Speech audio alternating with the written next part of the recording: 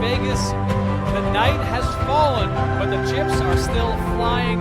My name is Remko Rinkema, Donnie Peters alongside me to bring you some night shift coverage of event number 2, 10K No Limit Hold'em, coming at you from the PokerGO Studio right here at Aria Resort and Casino. It is time for some bonus coverage. There it is, our faces on the screen. Our very first time doing this late night coverage, and we're excited to see if we can get some good action going at the table. Here's a look at the payouts on screen. We got $252,000 on top for the winner.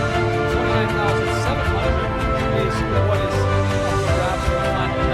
The mid-cash will be $19,800. Waiting here to get a picture as we show you the chip counts. David Peters has the chip lead at the table with $497,000. Vladas Tamasauskas is our short stack, but of course all eyes are on Mr. Phil Hellmuth, who is at our table. And there it is. 10, we're inside 20, 30, the room. 40, 50X. See Dan Shack, Kristen Foxon in the room as we wait to get sent over to our feature table. Sean Winters in the room. I see Mr. LuckyChewy. I see Nick Schulman. And there it is, taking us over to the feature table. And there it is, Donnie, the man of the hour. He has some friends in town that he's showing around. He seems to be in a good mood. He's playing his 80s bangers on the headphones, so I'm sure we'll get a taste of that as well. But also, Donnie, stack table, David Peters in the house. We have Tamasauskas, Jesse Lonis.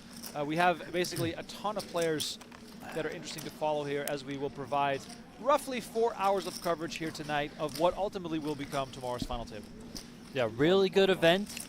Registration is closed. 99 entries, so almost $1 million in the prize pool, more than $250,000 up top, as we get straight into the action here with Michael Joseph going all in with the ace deuce of clubs. He's on the button here, so action folded to him. Johnson makes the call with ace 9, so dominating Joseph's hand. And here we go, right out of the gate, an all in and a call. Joseph there, rocking the Balenciaga scarf. Why not? Why not? There's a lot of flips there for you, though. A lot of split butts. Hellmuth with some positivity here, Donnie. Is he going to MC this hand like he I hope so. MCs all those charity Roger, events? Did you ever meet Sonny?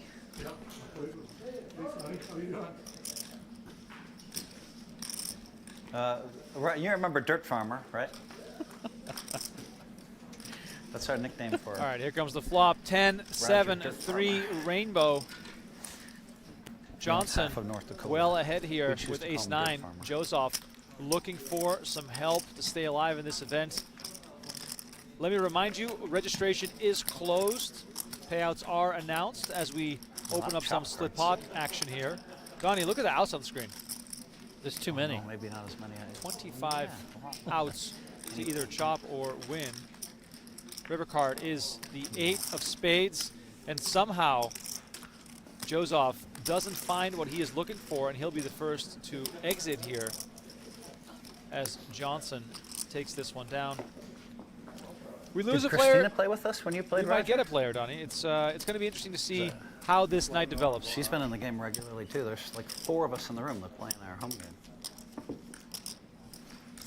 Home game? Home game Hellmuth? I mean, that'd be great. For the people in the chat, Albert especially asking, will there be bonus coverage for the other day twos? Yes.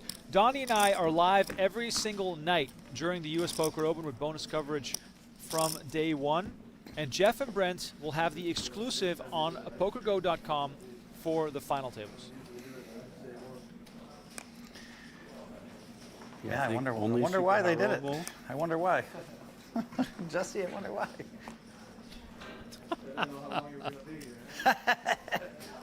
Phil, you can't leave. It's your show. Our stream. I was going to take a picture. Yeah, do it. Action on David Peters, Let's one of go the greatest of all billionaire times. show. Just the 2 of us for this one. Actually, Yeah. everybody knows him. Everyone knows Vlada. It is the Phil Hellmuth show. Of course, we're just here for Phil. Jesse Lonis, who in my mind is now forever a PLO player, Donnie, after his big win at the WSOP. Oh, yeah.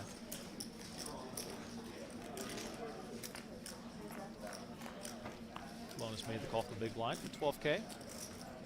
Turn their heads up on the flop.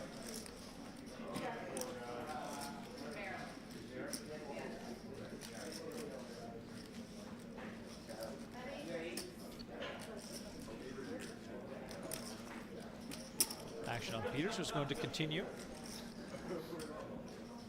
Nothing out there for Lonis, no real backdoors to speak of. No hearts to get excited about, and he lets this one go. Stacks are deep. Peters here up to over 50 big blinds. Vladas Tamasauskas is our short stack with just 5 bigs, but all the rest have plenty of wiggle room. Even Phil Hellmuth, Donnie, who usually shows up. He shows up late, plays the short stack. All of a sudden, 30 bigs for him. Nobody cares. Got to feel pretty comfortable. Everyone started in this tournament with 125,000 in chips. Is now level 9 on the structure. 40-minute levels in the 10K. If you watch the final table of the opening $5,000 event, you'll know that those levels were 30 minutes. So bigger the buy-in, a little bit of a longer structure here in this one.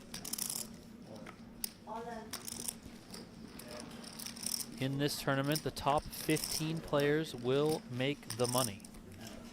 Yeah, Donnie, please keep us in the chat posted on how many players we are down to as Tamasauskas moves all in here and picks up some much-needed chips. Yeah, we're kicking things off here. Just coming back from a break. We did lose Sam Soverall in 36th place, bringing us down to 35 players. 5 tables of 7 are currently in action. Well, 5 tables of this table has 6 because we did lose Michael Joseph right away. But 34 players, maybe 1 or 2 less than that, but that's what we're working with right now.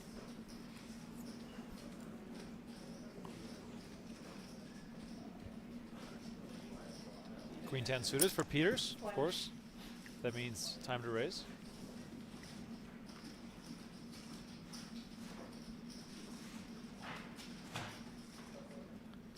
Action over to Jesse Lonis. He's got Queen Jack suited. Sonny, will you be in a video if I put it out or no? I'm trying to avoid it. I'm just going to do a video. Hey, great to have my friends in here. We might bring Freebird back later. He's here. Yeah, anytime you guys want. Hopefully I'll last. They never on a day one do a table like this live to the world. But I think it's weird. I can't remember. You think what, years Phil? Doing it, but it makes sense. Jesse Lonis. Yeah. Jesse Lonis has a chance for a royal flush. Exactly okay? right. We saw a straight flush earlier at the final table of event number 1. That one did not get any more chips in the middle as Eric Seidel found a way to check behind versus Dylan Lindy. Now in this case, Lonis not there quite yet, but he's going to bet his straight and flush draws. Peters does have a pair. I'm good, I'm good at matrixing it. All right, Philly. All right, Sonny. Good to see you, Amber. This hand was 3-bet by Lonis, and Peters made the call.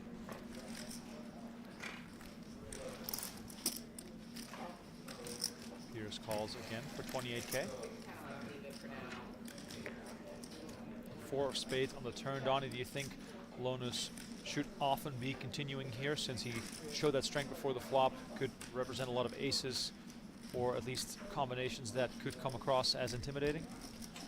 I think he can continue right, to folks, fire you can see here. us I live. think he could check behind This table's 2. going out live right now, probably on a half-an-hour delay. I just want to listen to the Phil Hellmuth show. Of course. There's Roger. That's what we're here for. Roger the Dirt Farmer, we call him. Well, I love Jesse, it. David, some great players here. Anyway, you can watch us now live on PokerGo, PokerGo YouTube, both. It's somewhere. It's somewhere. It is. Lonis continues and rakes in this one as Peters lets go of his pair of 10s. Pretty standard situation there, Donnie, where Lonis continues with so many outs. Yeah, and I think Lonis is a guy who, Is this on PokerGo YouTube? Can you ask them? Can being, you ask them on the being on the microphone pre-flop where this is aggressor, I coming think out? he's going to just continue to stay on the gas throughout the entirety of a hand. Paul, where is this? Is this on PokerGo YouTube or on the app? Where is it? Let me find out. PokerGo for sure. Let me find out. Hey, on the app, baby. I'm gonna tweet hey, to chat. promote. I at least want to send people. Are we on direct. YouTube? That's why I get the big bucks. This is already great. This is already great. We just started. We just started. Let us know in the chat if you think Hellmuth's going to make the final table. He seems to be full of chatter and positive energy, so I can only imagine he's feeling good coming into the night shift here on the PokerGo YouTube channel, also on PokerGo itself, in some other places as well. Zumo, Freebie, Pluto. We're everywhere these days.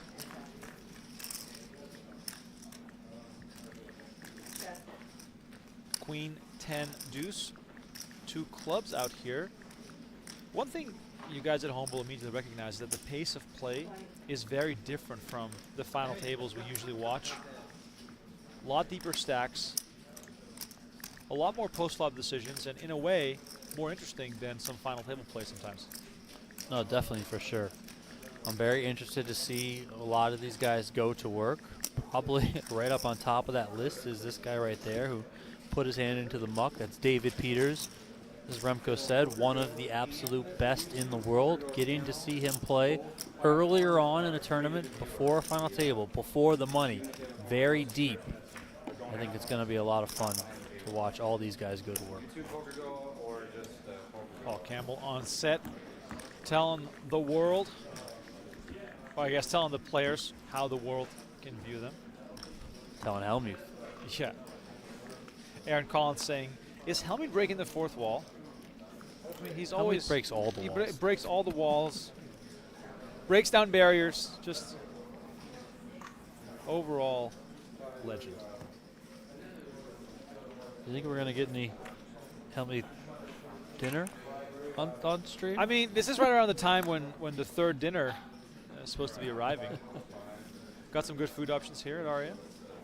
I saw you munching on some cucumber salad. Yes, I was. From Din Tai Fung. Love that place. Peters here comes with a call from the small blind. Johnson checks his option on the big blind, 7-6-3.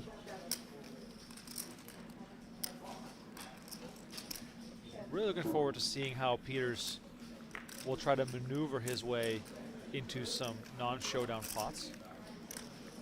I feel as though he's always tricky with his actions, and avoiding showdowns is a big part of his game.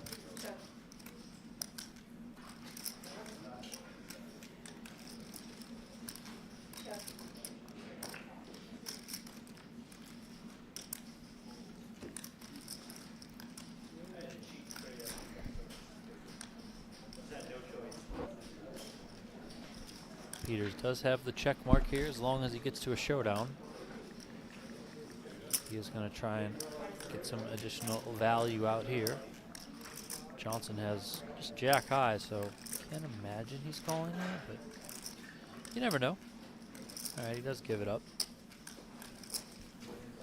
Peters takes that one.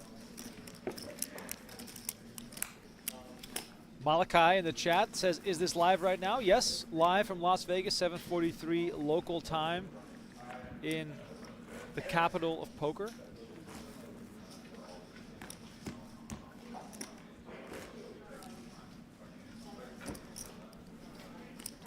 Players started today at noon. Big turnout for this event. 99 entries, I believe, in this 10K. Yeah, I mean, I said to Tim Duckworth out there, you couldn't find one more? Make it 100? Yeah. Like, come on, man. Put me in, coach. As I mentioned at the top of the show, final 15 get paid. And it looks as though, depending on, of course, how fast play goes, we might play down to the bubble, at which point we can no longer stream because of the unfair advantage that the players would have. But then again, at least you know that you'll be able to watch the final table tomorrow, when there's $252,000 up top for the winner. Lonus raised here with King Jack. Olono, who if you watched our PGT kickoff coverage, you'll know he made the final table of event number 3 back in January. He calls in position with Ace-7 of hearts. King 4-3, 1 heart. Lonus flops top pair. Decent kicker. Checks over to Olono, who has ace high, backdoor hearts. Comes with 20,000, so Lonus should at least call here, if not do something else. It feels as though check raising is no longer as common as it once was. No, I mean, don't do it so much these days, you know. I mean, selectively, of course. I feel like it might be done more creatively, if that makes sense. Like, you do it with, like, maybe on some paired boards, maybe with some back doors that you can turn, stuff like that, versus just, like, check raise and top pair. You know? Action does go check, check, so Olono gets a chance to hit the river, perhaps. Doesn't get there. Lonus with the best hand here. Donnie, if you're Lonus, what kind of value are you looking for here against the player who's sort of signaling that he doesn't have a whole lot? Yeah, I mean, there's a chance Olono could have clubs. Don't think he's got a king, probably. Checking back that turn. You also have a king, so. Olono quick with the release after Lonus bet 90K.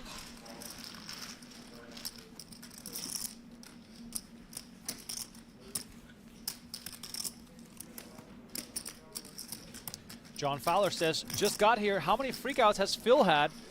Current counter is still at 0. Also hasn't played a hand yet, so we all know that sometimes all it takes is one hand to set him off. I do feel like players like Jesse Lonus and David Peters are probably up there as far as players that could get under Hellmuth's skin just by the way they play. They, of course, are not intimidated by the presence of Hellmuth. Both have had success for many years on the felt, have been in very big spots. Hellmuth does seem locked in, though. He's got the music playing. Looks focused.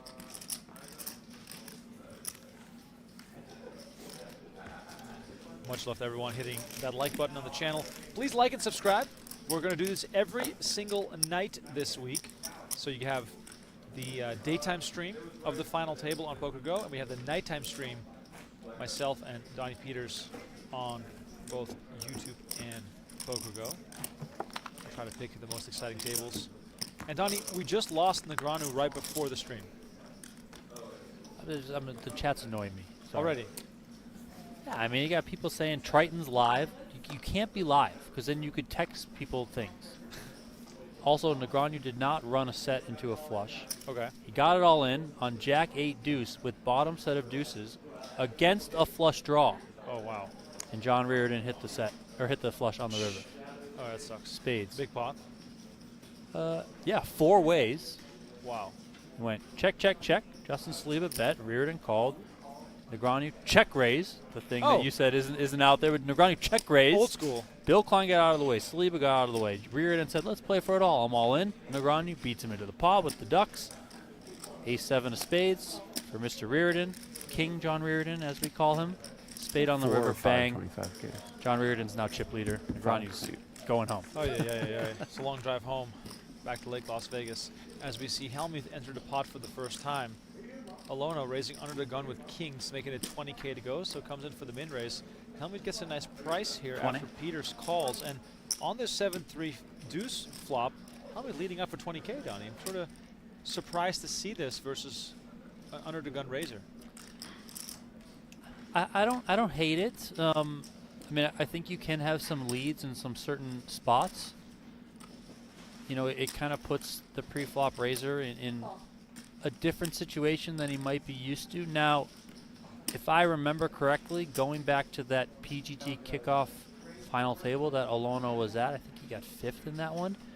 I feel like he played pretty snug overall. So, to me, he has a very good hand like he has here. He has an overpair a lot of the times. Now it's not 100%, but I think a lot of times he does. So we'll see how Phil Hellmuth wants to proceed from here. He does check the turn.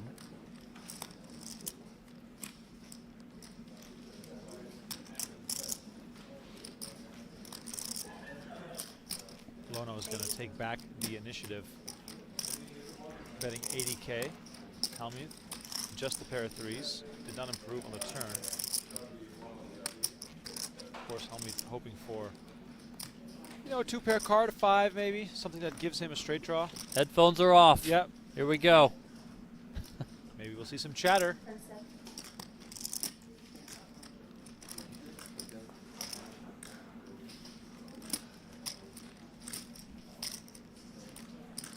think it'll be very hard for Hellmuth to continue here. I mean, Lono, I think, is representing exactly what he has. A nice overpair here, pretty comfortable.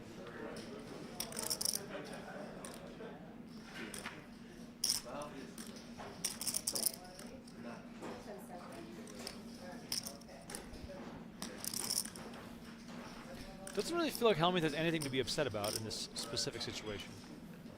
And he just decided to quietly lay this one down. Great bet if you didn't have a pair. Really great. Do you like the way Lono played this? Yeah, it's fine. Well done.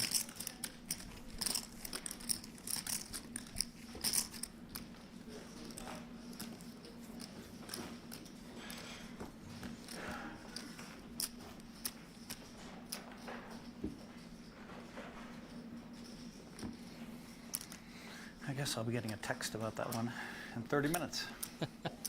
You made the right move, Phil. You made the right move. If you bluffed, they'll text me. By the way, Donnie, did he just call Roger Johnson the I dirt had a farmer? pair. Yeah, I mean, If he had it, they won't text you. Oh. Nobody cares. It's only when people lose their minds. I always bust the guys that lose their minds anyway, so I always feel like it's a free roll. Does this sound funny? I play so tight, and I always have it, that when they bluff me, I always seem to bust them. I don't. It's weird. If you're a Lono, you know, It's of like they course, refuse to read the message that I have it, and then I get punished. like Lono is not new to the studio, but he's still, you know, a lot newer than someone like a David Peters. If you're a Lono and you're, you know, I don't know, family tunes in for a stream like this, even though it's just, you know, day one of a 2-day tournament, just the fact to be able to watch I'm excited. your to friend do or this. family I member think this is play my against second Hellmuth Open tournament of the must year. be special. Really? beat him in a pot. Yep. Get told it was a great bet, which I think he was being genuine about, you I know. wanted to play. They had some tournaments at the studio. I think you guys both played. Which one? January, I think they had some. Oh, that's here. Yeah. Yeah. That's good. Yeah, and I kind of circled my schedule to come, and I got busy. So this time I circled these 8 days, and I'm like, Yeah. I don't care what someone's requesting of me. Yeah. I mean, this is big news, Donnie. Hellmuth announcing Let's that go. he blocked the calendar off for 8 days of play. So I don't know what you're feeling here, but we might get nightly Hellmuth action. Oh, yeah. Not very Love often it. you get to play for a giant eagle. I won one last year, Oh yeah. but I gave that one away to Maury. Oh yeah. He just won his own tournament. Did you see that? I really want. Yeah, Maury won a mixed game tournament Oh, cool. here in the studio. Oh, nice. Hello, Maury.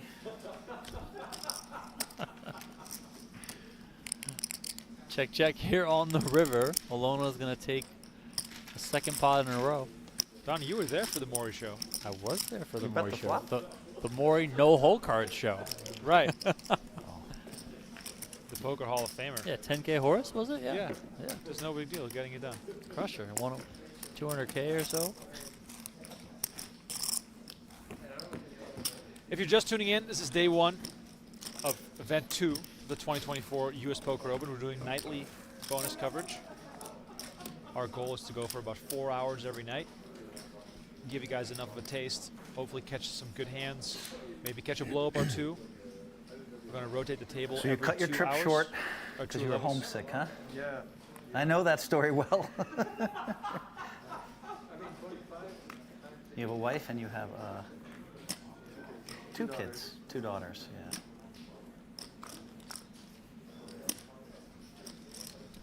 King, Queen of Diamonds for Lonis. feel like sometimes you get to the, like, 2 weeks away. Like day 15 is really hard.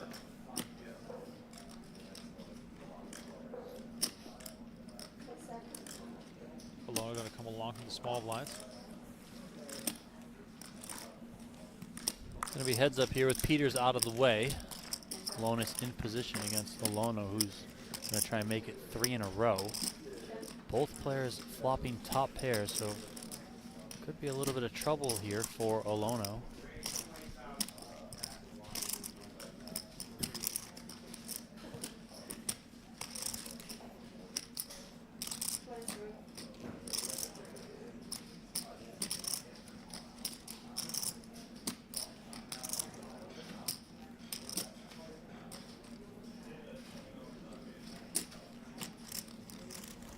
Bonus comes with 23,000. About half pot or so. So we need to take back what we said earlier because Alona is just check raise, top pair. Let's go. Check raising is back all of a sudden. It is back. It is interesting though. What is he looking to accomplish by check raising Queen Jack in this situation? Good question. I mean, I think he's, when you flat here out of the small blind, I think you're just trying to represent 5s or 4s a lot of the times. I mean, given the positions here, you probably 3-bet something like an ace queen, right? So you're probably trying to rep the 5s and 4s. Maybe you're trying to get some value against, I don't know, ace jack of spades, ace jack of diamonds, stuff like that. That could possibly call it a smallish check raise, right? With some backdoor equity there. Given that Alona did check raise the flop, I was going to say I would expect him to just continue here, but he's going to slow down with the check. Yeah, surprised to see that, as the 10 of spades could open up more options for your opponent. Therefore, you might want to charge him to see a river card. But now, Lonis is going to reach for chips, and we're now drawn live for a double check raise. Ooh. Ooh. One of the most iconic plays in all of poker, of course. Yeah, 42,000 is the bet here from Lonis. Alono makes the call, so we're not going to see the double check raise. 5 of hearts comes in here on the river.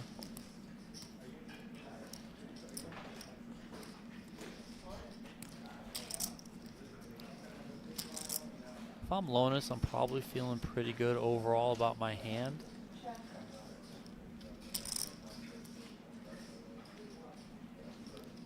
$278 is out there. Alono has less than a pot-sized bet behind.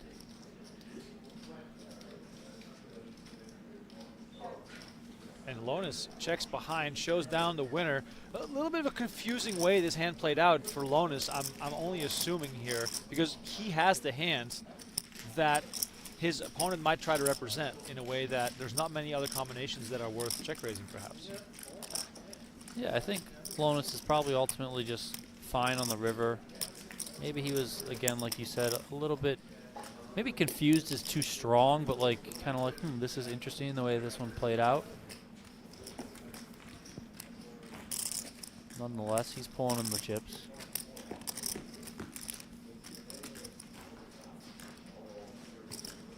Lonis up over 700,000. Cruising.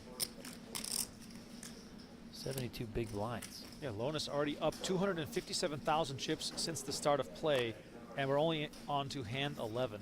So he's definitely setting himself up for a very deep run in this event. Like I mentioned before, this is day 1, so we're not in the money yet. So there's still an element of applying pressure on players that are perhaps considering being a bit more cautious as we get closer and closer to that money bubble.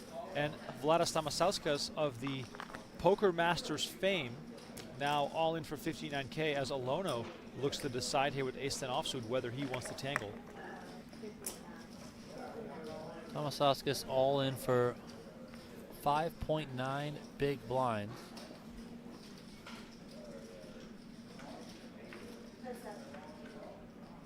certainly see Olono coming along.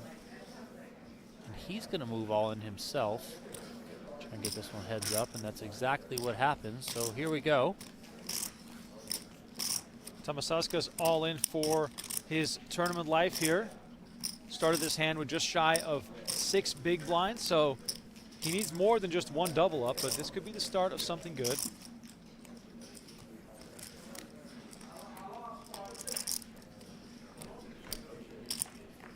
Olono can take this hit if he doesn't win, but the flop right away brings a 10 for Olono. Tomasowska's, of course, already needed to hit. Jack of diamonds? Now perhaps looking for that Jack of diamonds for some backdoor sweats. It is the Queen of Hearts, and Tomasowska's all of a sudden takes the lead, and now Olono looking for an ace or a 10 to send the Latvian to the rail.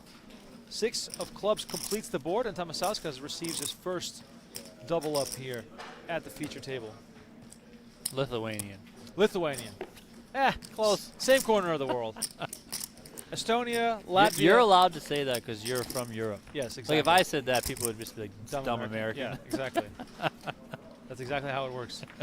May I remind everyone in the chat that one of the funniest conversations I ever had on an airplane, and this is more than 10 years ago, I was sitting next to a woman on a flight, I want to say it was a flight to Vegas, and she asked where I was from, and I said, I'm from the Netherlands, and she goes, oh, is that in Amsterdam? And I didn't know whether to laugh or cry or smile. Like, I was just like, I was a little bit blown away.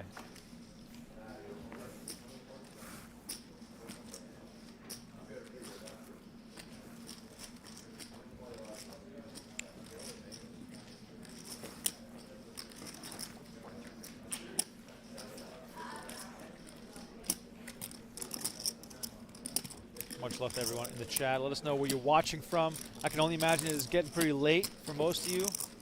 I know that Russell's on the West Coast, so he's fine. One of our moderators. Shout out to him.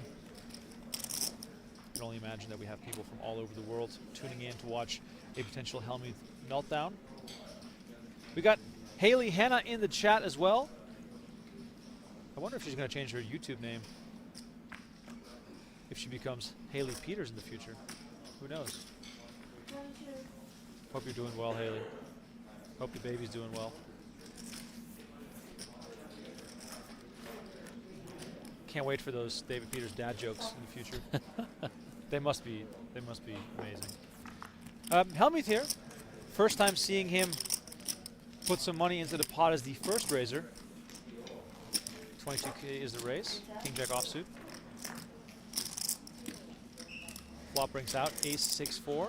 He's up against Roger Johnson, who called from the button.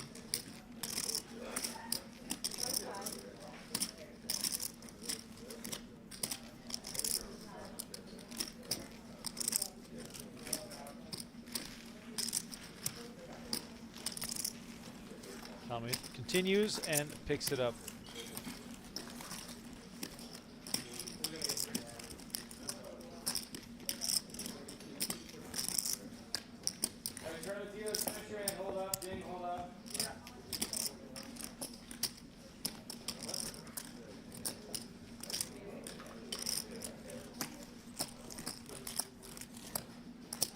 Paul Campbell announces that play is holding up for just a little bit. Looks like we are breaking a table. Gives us a chance to remind everyone, Donnie, that Global Poker is putting on quite a special series here during the USPO. Yeah, for the first time ever, Global Poker, which runs the online version of the US Poker Open, is running concurrently with the live US Poker Open here in Las Vegas at the PokerGO Studio. So if you are in an area where you can play on globalpoker.com, I would highly encourage you to check it out, get into some of those events. You can play both via the gold coins option or the sweeps coins option. And if you are playing for sweeps coins, you can ultimately win a trip to Las Vegas, which is pretty badass. I like their software. I was in the mix earlier today. Tournament starting at 5:30 p.m. Pacific time. I believe every day. Yeah, I think they're pretty much lining up exactly with what we're doing. So, if online poker is your thing, I would hop on in. Exactly. If you're just tuning in, we're breaking a table. Hellmuth is going to stay here on the feature table, so no stress about that just yet. The Jeremiah in the chat says, it's my lifelong ambition to have Phil call me a moron after winning a huge pot against him. I feel as though that's why Hellmuth wins so much, because everybody goes for that home run against him, and many times it backfires, and you end up walking down the hallway wondering, what did I just do? If you have any questions for us in the chat, please send them in. My name is Remko. I got Donnie Peters alongside me in the booth. We're on here every single night during the US Poker Open. Producer Aiden running a tight ship here. We've got a small crew to bring you this additional coverage as we get a look at our table chip counts. Jesse Lonis, our current chip leader with 707,000.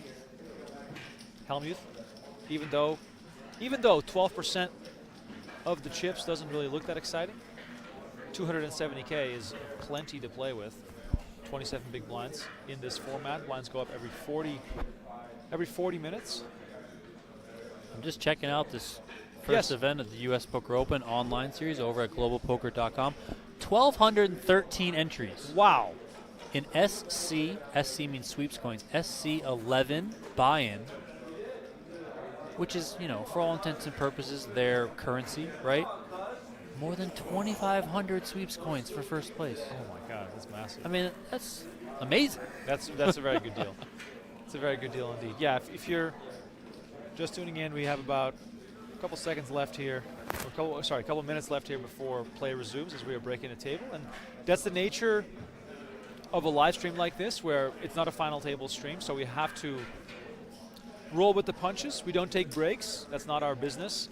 We'd rather stay with you, answer some questions, test out some of our new graphics. As we see, Ade Alonu is our biggest loser at the table right now. Of course, as long as he's still in, he's got plenty of chances to win. Nick Pruitt says, WSP events with hundreds of players can take several days, so doing something like this is probably more refreshing for some of these pros. Donnie, share some perspective on, you know, why players love playing here and in this format. Yeah, I mean, I think they love the PokerGO Studio, the luxurious setting that it is, the intimate setting that it is. You know, the Aria Poker staff, which operates the tournaments that we have here on the PGT, does such an incredible job, you know, welcoming these players, treating them nicely, running these tournaments. I think they love that. I think they also love the level of the competition, battling with the best. I think they like the nature of how they can kind of get in, get out within 2 days. First day you play down to a final table. Second day you're at the final table, you're playing for the big bucks, right? Now, World Series of Poker it's a different animal. It's an entirely different beast. A lot of those tournaments that you play at the World Series of Poker are 3 days, maybe 4, maybe 5 days in some cases. Main event, of course, we all know can be 2 weeks if you make a run to the final table. But here, you know, I think they like kind of the faster pace, right? They get a lot in a little amount of time. You know, they get 8 tournaments here at the US Poker Open over about a week's time, so they cram a lot into a short period. They can win a lot of money, which I think these guys are going for. Dan Shack, by the way, joining us on the feature table. As you can see, they've moved his mountain of chips to this table. I can already tell you, he's bringing 638,000 chips to the table, so Shack is going to be a real contender here, especially looking at, you know, maybe clashing with Jesse Lonis. Oh, yeah. Let's play a big one, huh?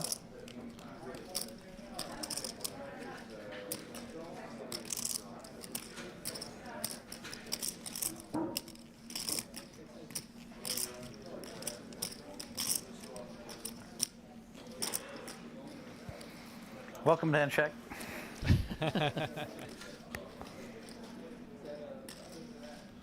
Dan Shack sporting his 2 watches. I can see one. All right, tournament dealers, go ahead and get them back in here. 5, 10, 10. Here we go. Cards are going to get back in the air. All right, there it is.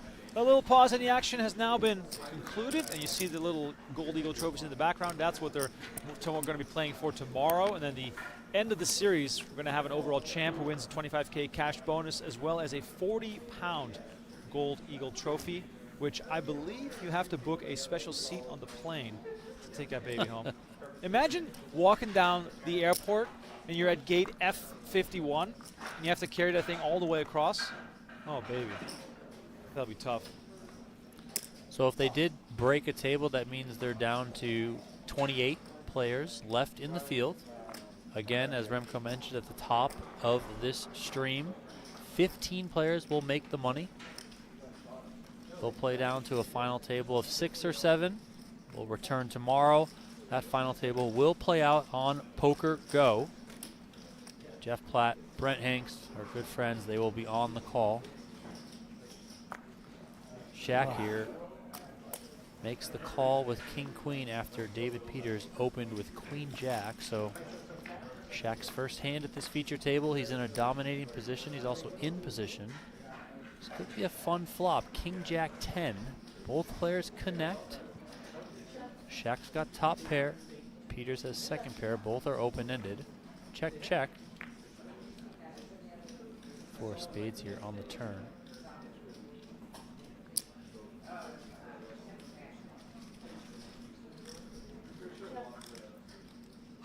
Dan Shaq, $13.5 million in career tournament earnings, has already strung together quite a few cashes on the PGT to kick off this year.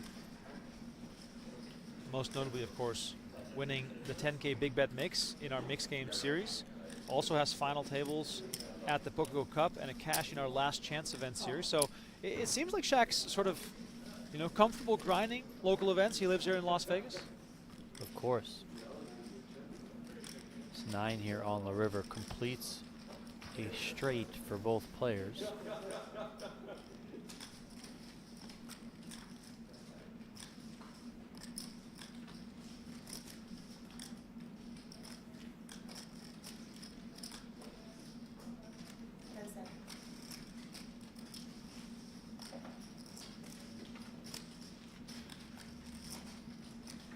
$45.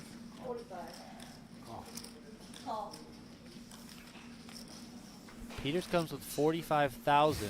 Dan Shaq quickly announces a call.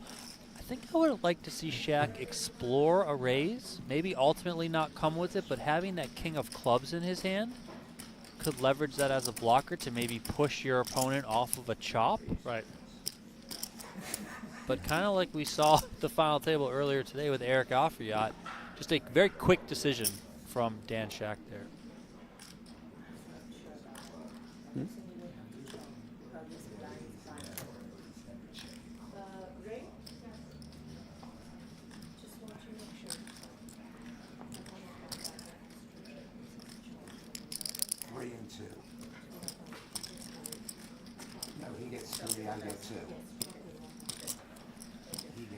Extra 1K should be going to the out of position player. That'll be David Peters. Chopped pot here between these two.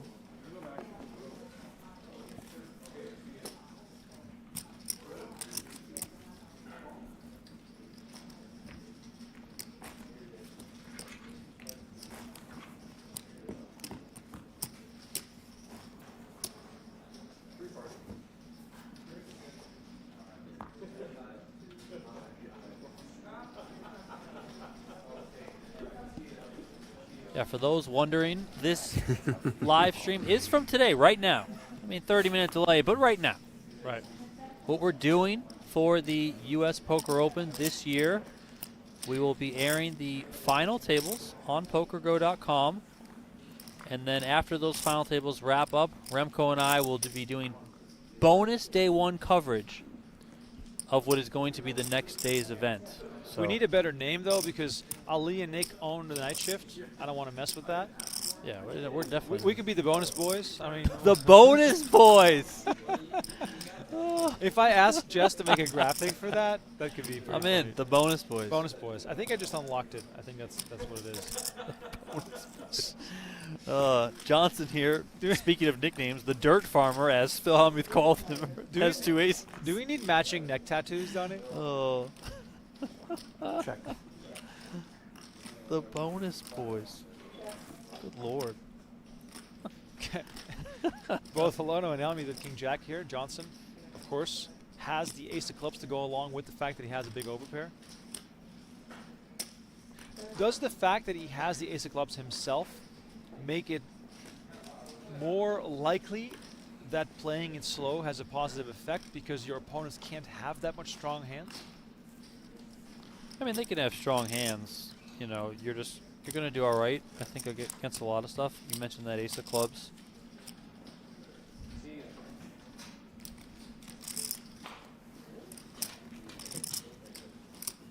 Lono just, I think, with a little posturing there.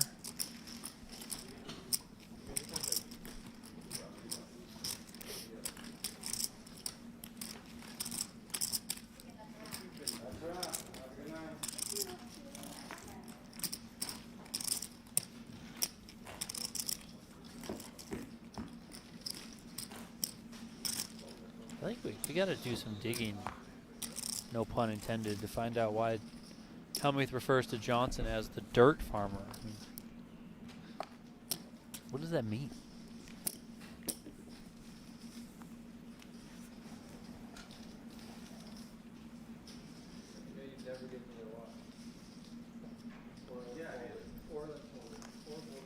Shaq tosses Jack 10 into the muck.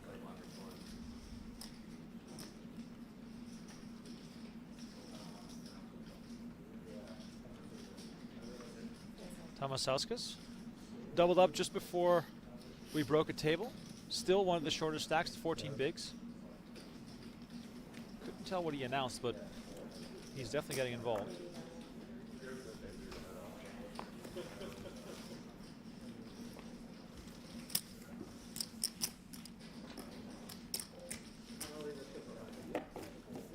Raise and take there for Tomasauskas. Graphics said he raised to 80K, so I mean, I'm just going to trust the graphics. I believe that. I believe that.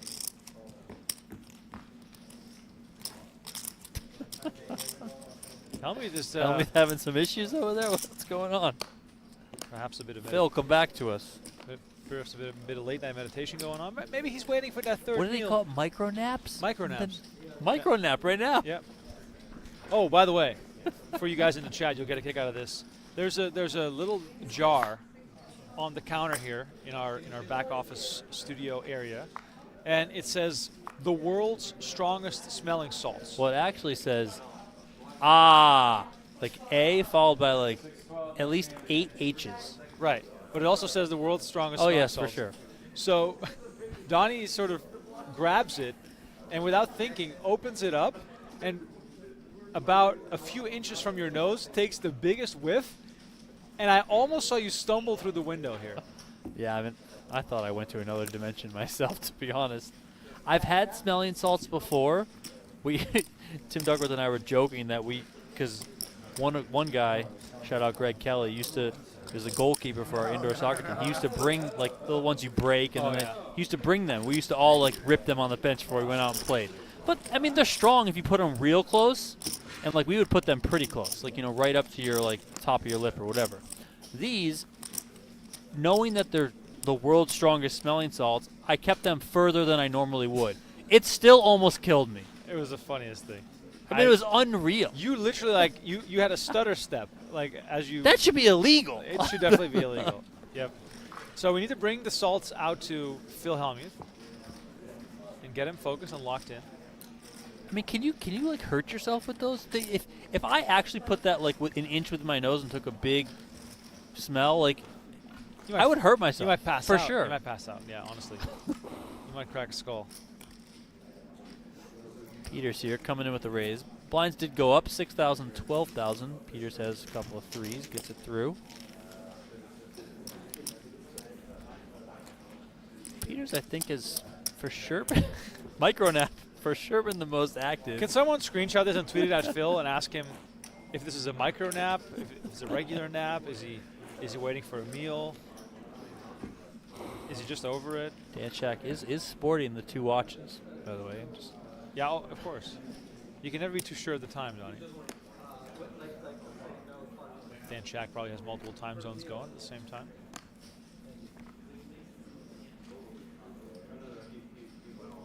Action on Jesse Lonis, ace-7 of clubs. He's going to raise it up. Hellmuth folds and goes back to bed.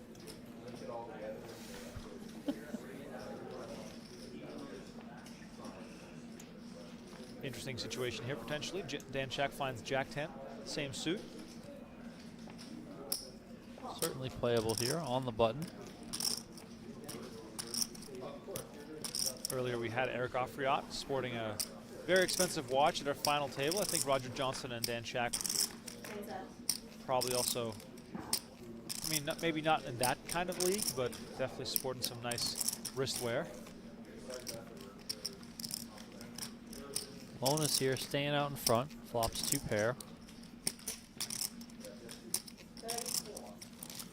Comes with a bet of 34,000. Not much there for Dan Shack to play with. He's out of the way, and Lonis takes this one.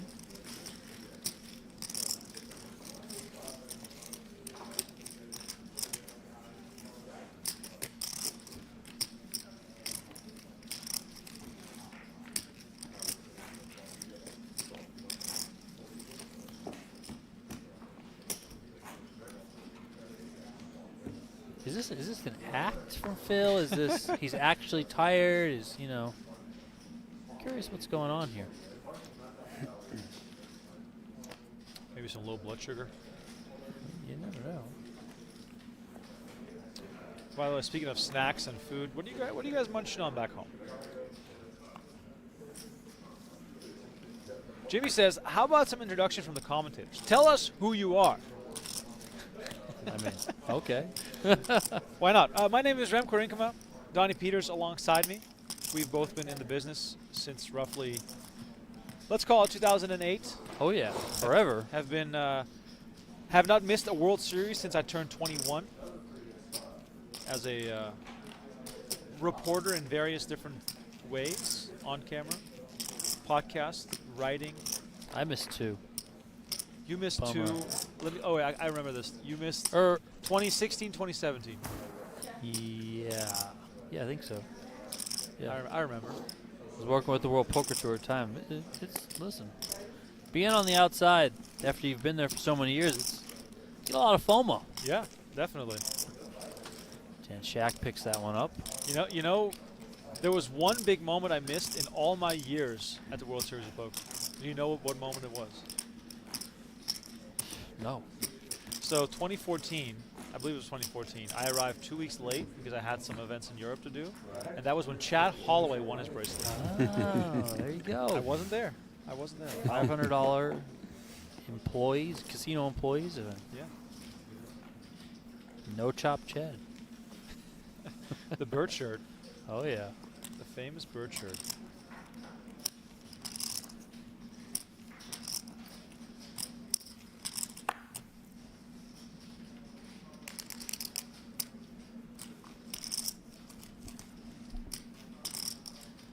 Action folds here to Lonis. I love how the chat at night just takes on a different kind of vibe. Oh yeah. Lee Andre says, just had some Rice Krispie treats, and low money says, Rice Krispie treats are for sociopaths. Like, where does that come from?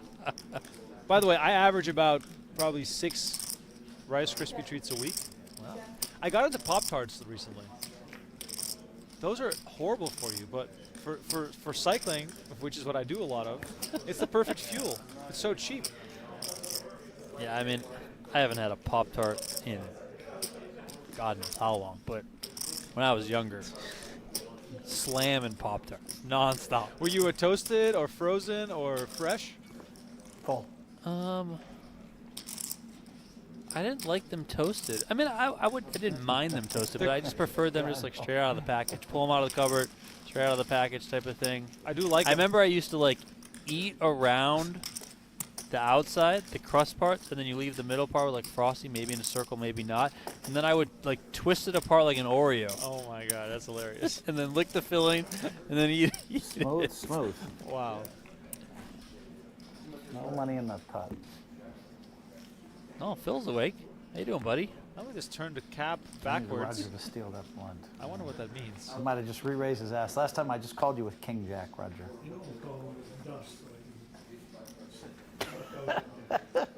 I know you call me with dust. That's why I might have the chip lead in an hour.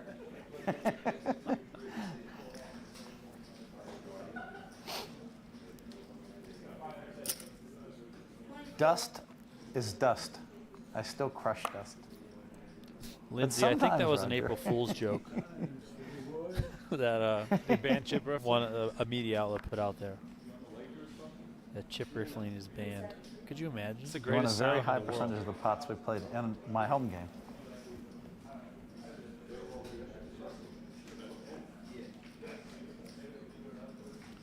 Peter's in here with the raise. 24,000. Action now on Lonus on the button. Ace deuce off for him. By the way, if you want to find us on Twitter, mine is just at Remko Rinkema, all one word, and he is at Donnie_Peters. I also think if you Google Remko Poker, you'll be able to find me because there's not that many. There's not that many. So Yes, he's interesting running here us to over. note Wow. that this is the second time Lonus has 3-bet David Peters specifically. He did it earlier. Peters opened the Queen 10. At least there was an Lonus ace in there. 3-bet the Queen Jack. Here, Peters opens the You Queen must have- Jack. Lonus David 3-bets gave his the number. Ace Every deuce. time he So raises, you just re-raise him. Lonus probably has some insight, at least some thought in game that Peters is opening a fair amount of hands. On our stat screen, we can see that Peters Poker's is easier when you have a good read on somebody. putting chips into the pot at a Lot clip of easier. about 40%, so he is fairly active at this table.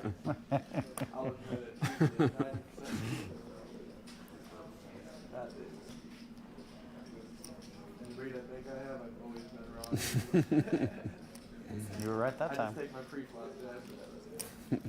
Like, if he gets to the river, and then Small pair here for Roger He's moved Johnson. on me a lot. I haven't caught him yet, but I've tried catching him on the river. Never go up there. I always catch the guys that move in too much, always.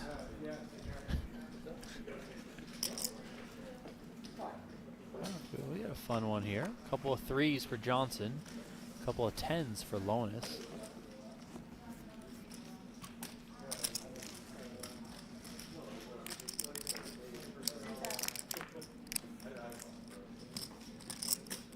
King 8-5, 2 hearts on the flop. Of course, overcards for both players.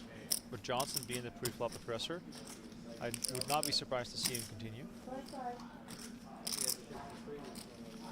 I would imagine Lonus is going to call at least one street here, and then we'll see how things proceed on the turn. 25,000 from Johnson. Lonus does call. 3 on the turn. Hello, Johnson. Wow. Now, my intuition says just continue. Just hope that Lonus caught enough. I mean, there's enough out there, that Lonus can continue to call. There's some different draws, of course. Most prominent are the hearts. Lonus could certainly have a king. Maybe he's got some sort of 8. Maybe a 6-7 suited is in there. So I think you can just keep driving this one. Lonus does put those 10s in the muck. And Johnson takes this one.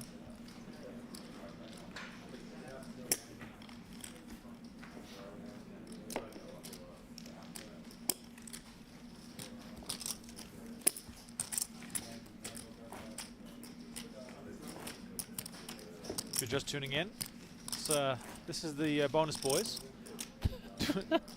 Doing coverage of day 1 of event number 2. We lost Negrano just before the stream. Hellmuth is at our feature table. Tomorrow, the final table of this event will stream live exclusively on PokerGO, and then Donnie and I will be back with more night coverage of event number 3, and so on and so forth.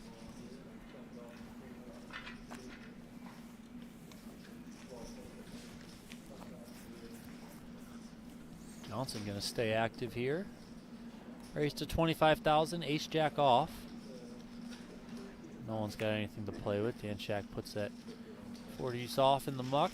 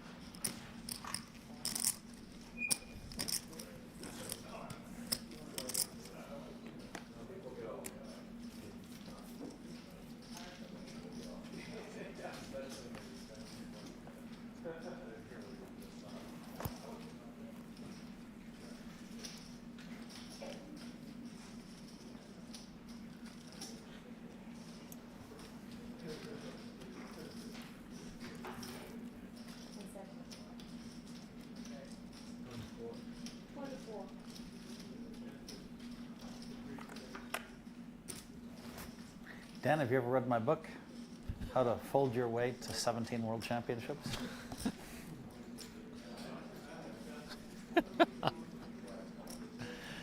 Tomasauskas under the gun, 24,000, ace-9 of hearts.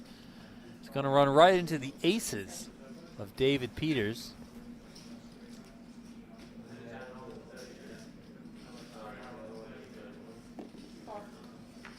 Peters electing to just call here.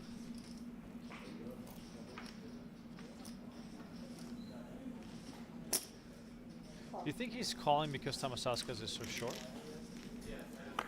Yeah. Ace, queen, jack. Hello. Tomasauskas thinking he hits something decent here off the short stack. But little does he know, this is disaster brewing potentially. Or Donnie, do you think that Tomasauskas might be a little bit skeptical of the value here because his raise might seem strong and there's a good chance that someone like a Peters has lots of aces in his range as well? Yeah, I mean, I think Tomasauskas can probably maneuver this one fairly well.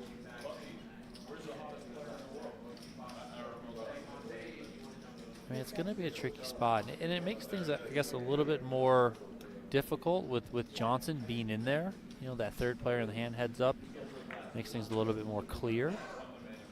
Action does check around here, and another club comes on the turn. So Tomasauskas is now drawing dead. Johnson does have almost 20% equity. I guess he has that club in his hand. But the top set for Peters still well out in front. And given that this one was checked through on the flop, maybe now Tomasauskas is feeling a little bit more confident that his hand is good. You know, not necessarily that he's going to be betting it as he does check, but you know, maybe he can check call a bet depending on the sizing here. We'll see what Peters decides to come with.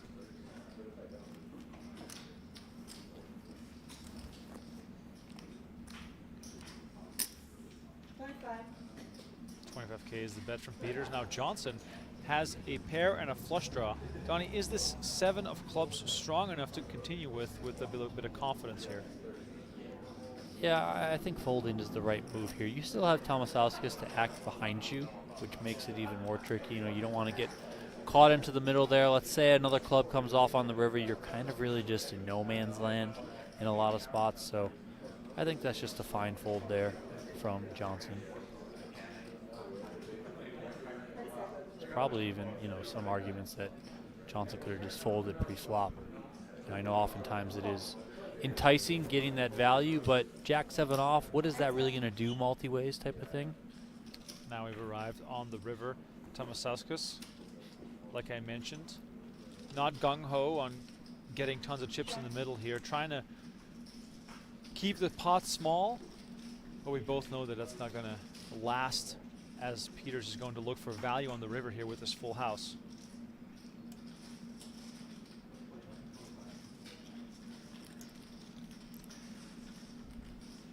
My guess would be Peters ultimately tries to get it all. 140K out there. Tomasauskas has 89,000 behind. On. There it is. Peters puts Tomasauskas to the test. And Donnie, do you have to give Peters like enough respect and credit to the point where folding ace 9 in the long run is problematic? I mean, Tomasauskas knows, I think, for sure that he can be beat. I think he also knows that if there's anyone at this table who can find more elaborate bluffs, right, it's probably David Peters. You know, so you got to weigh both of those things. Tomasauskas is, I still think, you know, kind of an under-the-radar player, but from what we saw from Poker Masters last year and from what we have seen from him, you know, since he kind of came onto the map for us, he's extremely studied, extremely well-versed. So, I mean, this is not an easy puzzle here for him to figure out. And look at that. Wow. He says, no, thank you. Tremendous discipline from Tomasauskas, dancing on the tightrope as he is left with only 7 big blinds after folding on the river to David Peters. It's crazy how your game plan changes in poker sometimes, right? You go into this raising with ace-9 hoping to flop an ace or some sort of combo draw or something that at least can award you the pot with a continuation bet. And then you hit an ace and all of a sudden your plans change because the hand's dynamics lead you down a certain path. Yeah, I mean, and ultimately, what is ace-9? I mean, it's top pair, decent kicker at best. I mean, it's, you know, it's like what aces are you beating? If David Peters has just a pair of aces, let's say, and makes 2 pair on the river there, you're chopping, but is he betting on the river like that? Like, it's just, you know, it ultimately comes down to be a pretty tricky spot. I think you have to applaud Thomasauskas for being able to figure that one out, and, you know, doesn't have the biggest stack. He is sub 10 big blinds is what he left himself with there, making the fold on the river. It's probably pretty easy for a lot of people to just be like, you know what, I only got 7, 8 big blinds, so let's just call it off and hope he's bluffing type of thing. But as we've seen from the best of the best, they will absolutely fight till the bitter end. And I think Thomasauskas saving himself some chips to be able to ultimately come back is a very respectable thing there.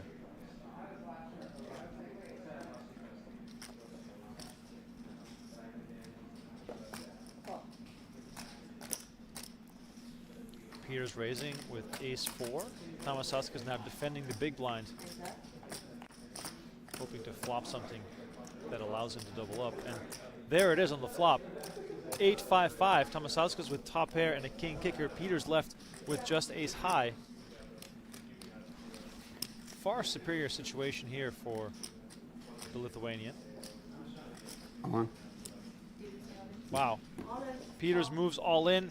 Snap call from Thomasauskas, and Peters down to just 3 outs here as the star from the Poker Masters looks to double up once more.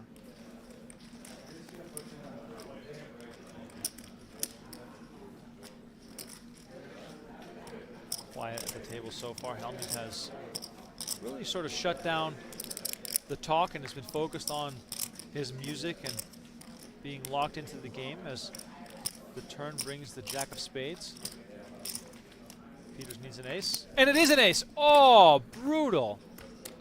Good oh old my Barry God. Greenstein Gross. sends Thomasauskas out the door. I had already counted it in my head as a double up. I was already thinking, okay, he's getting another double up. He's cruising, he's fine. Oh, and sometimes you forget how brutal this game can be. Yeah, I mean, he played extremely well to fold that ace-9. Then he plays very well there, gets his money in a great spot ultimately, and bang, the river just takes it all away. God. Peters stacking the chips up to 48 bigs, and there it is. A look at Hellmuth, the GOAT in the eyes of many, at least when it comes to tournament play.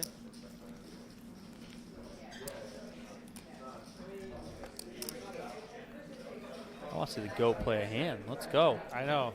Let's go, Phil. Well, we know his style is one of patience.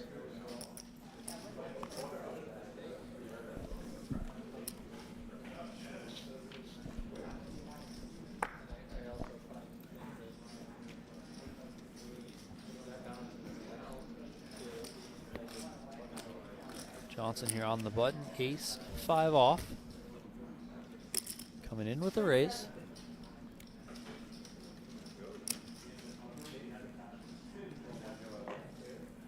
There's a dead small on this hand with Thomasauskas busting, so action on lowness in the big blind. Has a playable king-5 here.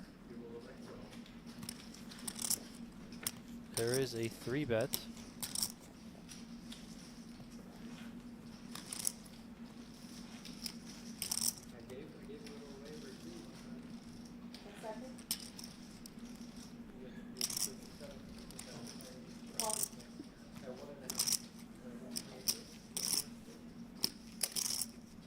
Johnson is not going to get pushed around by Mr. Lonis. Makes the call in position here. We have a nice pot brewing between the 2 biggest stacks at the table. And 3 hearts roll off the deck right up the alley of Johnson, who has the ace of hearts. Now, Donnie, if you're Johnson, how do you approach this? Because Lonis might continue here. Yeah, I mean, I think you're definitely going to continue with your hand. I mean, let's see what Lonis wants to do. He was the pre-flop 3-better. He does come with 75,000. So now what? What options do we have? Raise and call, both, of course. Yeah, I think I like just call. I mean, do you really want to play an insane pot with just the flush draw?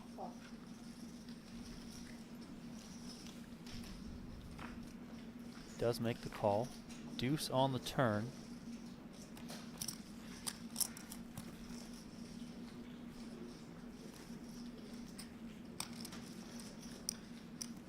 We do know Lonis he's capable of having double barrels in you know, he's capable of 3 in his barrels. arsenal, but let's see here.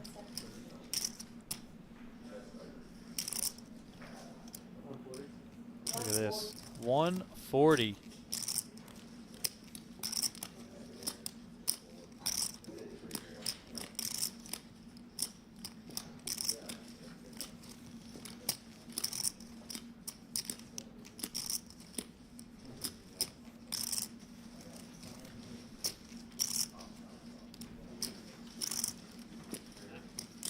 Stacks deep enough to just come along once more, or are we perhaps giving away too much of what we're drawing at here?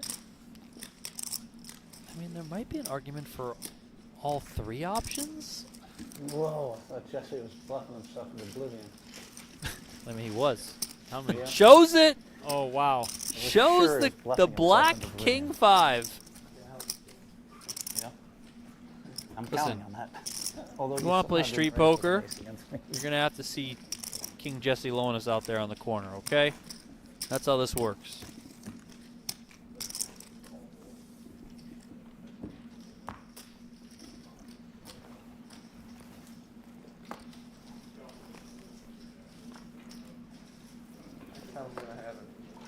I was like, Jesse's about to just get snapped off. He's going to have 300K left, and he's going to be asking himself, why did I try to bluff Roger? This is like the script was already written. Like, I was going to have 0. I was going to jam the river. no, he was going to. I was thinking, all right, Roger's moving in. Jesse's going to snap fold and ask himself, why did I do that? Yeah, look, you would have had 290 left or something. Lonis now up over 900,000 with that pot action here on Roger Johnson. Pocket 10s comes in with the raise.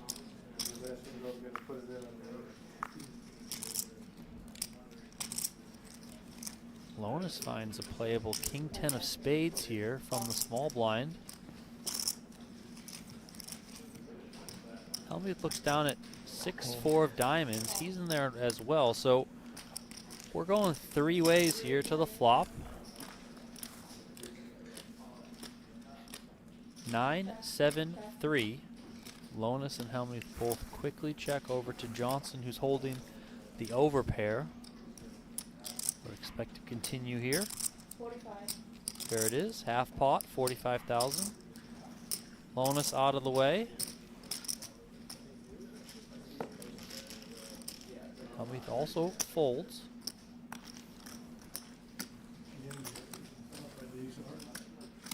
Wow. Yeah. There's definitely some cards I wasn't going to bet. The deuce is like,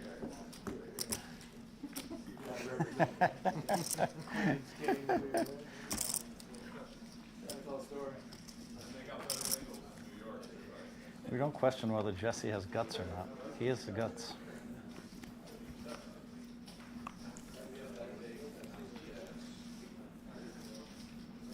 I have guts too. I'm just waiting for everybody to give me the money.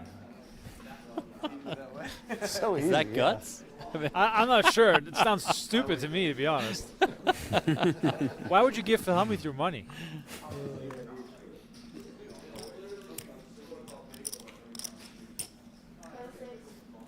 Jesse Lonis, King Jack of Spades, going to come in for the raise.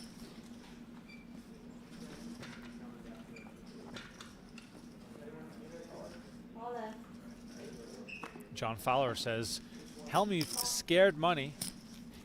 I think we're just getting a good peek into the playing style of Hellmuth as Olono shoves with ace-8 offsuit, and Alonis snaps him off with king-jack.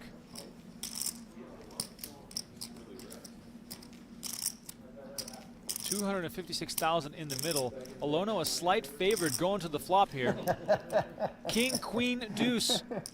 Well, that removes his status of favorite.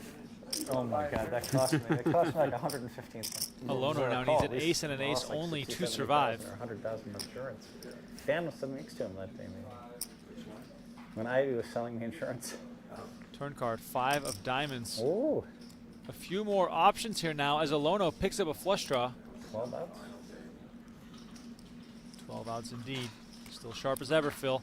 River is the jack of clubs, and Alono will exit the stage. Jesse Alonis continues to rake in the chips. And look at that, Donnie. 1 million chips for Jesse Alonis. He is cruising. What turn? What's he up today? Or up since starting the stream? 550. So he's doubled the stack. What it was. Oh, okay. Amazing. Yeah. Boy, I just couldn't get anything going. There you see it That was right there. frustrating day for me. Jesse Lonis, big old green arrow, 557K. Hellmuth down 150 since joining the feature table. But he's probably the most comfortable player on a small stack. Him and Kerry Katz both, by the way. Just happy to sit there and wait for the right moment. Hmm? It's also a skill you need to possess as a poker player. What's his nickname? Two Kangs. That's his nickname. Yeah, I remember. Yeah. Don't try this at home, folks. Phil Hellmuth says, don't try it at home, with probably something that everyone would try. And he's just going to limp. Limping on the butt with this hand.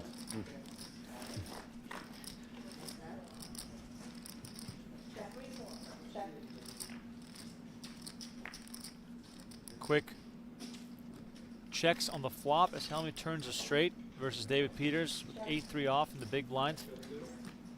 Peters probably can't be tempted. Doesn't matter what you did. I already have at least a straight. Maybe a full house. Fuck. Could have used a little more action.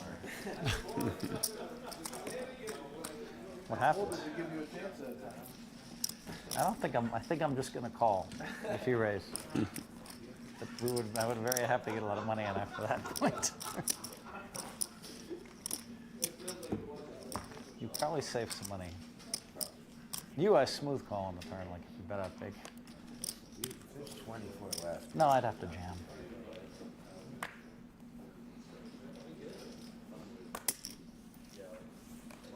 Yeah, true.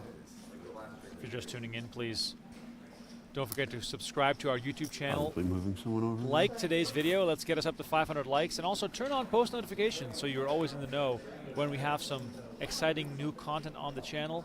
If you are a poker fan, you cannot miss out. You have to be a subscriber to our channel because we are also going to be streaming tons of World Series Poker final tables. And that is coming up in, God, it's like what, 10 weeks? It's crazy how fast time moves. What's 10 weeks away? World Series Poker? 11 weeks? Less. It's April, bro. Oh, it's April already. Jeez. Damn. We start like May Yeah. 29th or something. You're right. Wow. We're like 6 weeks away. That's crazy. That is really crazy. Okay, I guess it's WSB time. You blink twice and all of a sudden. Looks like we're going to be getting Anthony Who up here.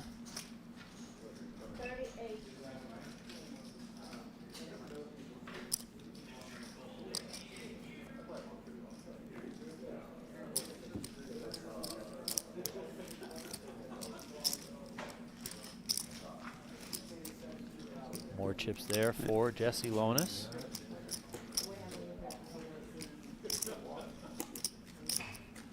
How much you bringing to the table, sir? I mean, he's bringing a tremendous outfit to the table. Oh, yes. I'm not sure if that's a sarong or a scarf or a shirt. Either way, I'm all for it. LuckyChewy's having a blast out there. I don't know what's happening. I missed But Drew's hey. laugh. He's having So a good. blast. Say what you will, the vibes Legendary. inside the studio are always immaculate. Looks like about 540 there for Anthony Hu. 524. Staying alive. Oh, Sing it, Phil. Let's yeah, go. sing it. Come on. Staying alive. Such a good song too. I've got Staying Alive on right now. It feels particularly. You know that song? Staying alive, staying alive. Did you program to have it on, or did it just spontaneously come? What? Did it just spontaneously come? Spontaneously. Okay, that's a great thought. Well, yeah, I think so.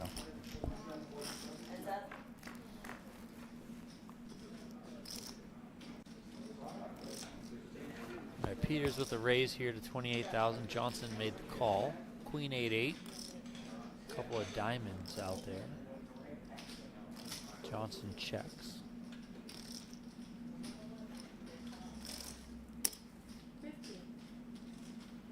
Small bet here, 15,000 from Peters.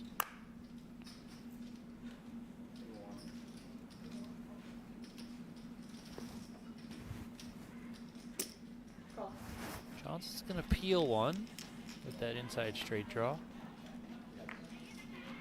4 of hearts on the turn. We can hear it now. There we hear the music from Finalizing. That's hilarious.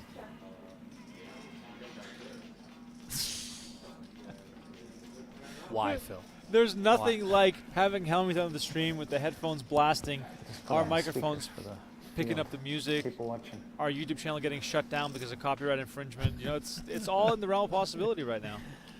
Check on the turn, and Johnson does hit that straight. 9 coming in here on the river.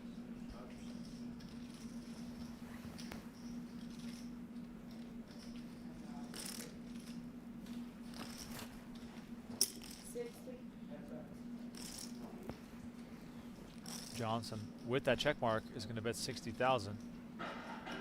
It's up to Peters now to figure out whether ace high has the chance to be good here some of the times.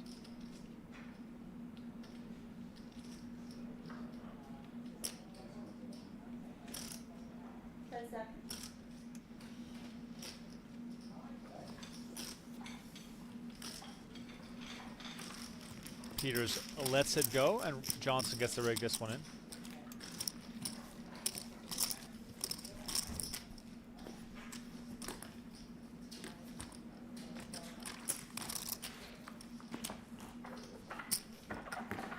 Are you redrawing? No.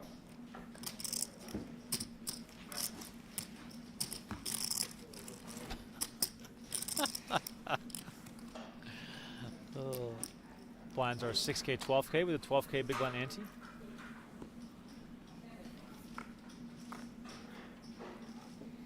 Okay, I'm gonna enter a pot. Let's make it 27. All right, Phil Hellmuth has Let's go.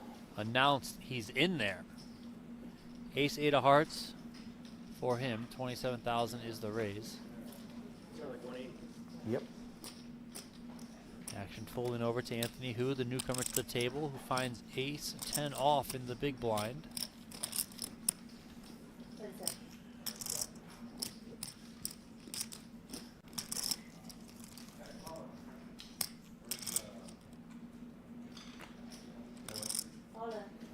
Wow. Who says all in? This is the first time I've raced the final table, maybe. Oh, Phil, shake it off.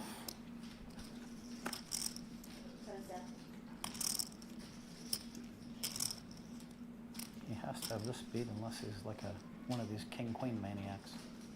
Could be.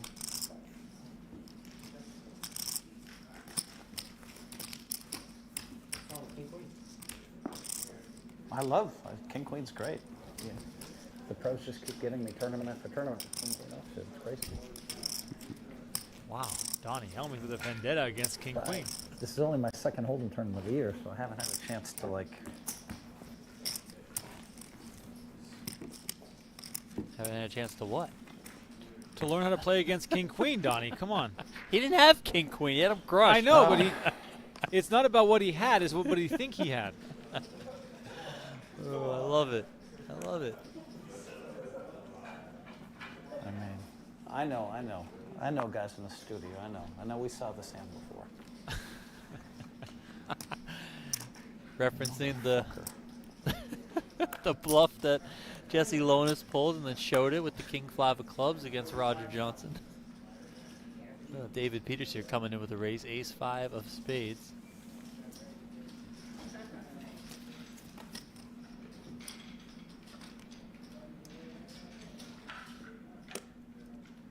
Anthony Hu finds 2 10s in the small blind.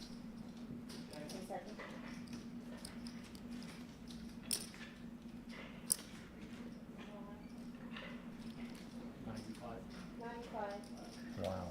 Anthony Hu comes over the top to 95. Helmuth says, wow. It's not even involved in the hand. Action back on Peters. Peters in position. I know that ace 5 is now generally considered one of the top Let me see that holdings shirt. in poker. I like it, yeah. Any chance we see Peters go wild here as he lays him into the lets him go into the muck? I like it. There's the white magic. Looks like I know, I love it. I love it. we are going on a short little break. Redraw in action. Son of a bitch! I raised one fucking hand in a half hour, and some motherfuckers moved in on me. Hellmuth is on Yeah, fire. a small pair of guys, like sixes Don't or go shit. anywhere. All right, we'll be back in just a few. Stay tuned. We got more coverage coming up for the 2024 U.S. Poker Open. Back in a minute. 160,000. Ooh, side out with ace queen. This is a cooler.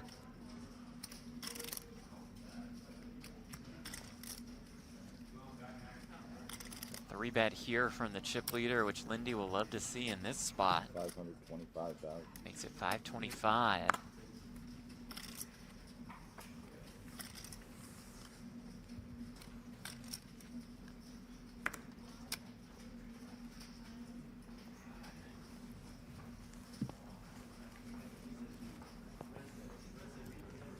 It's 525. 525. It's about to be more.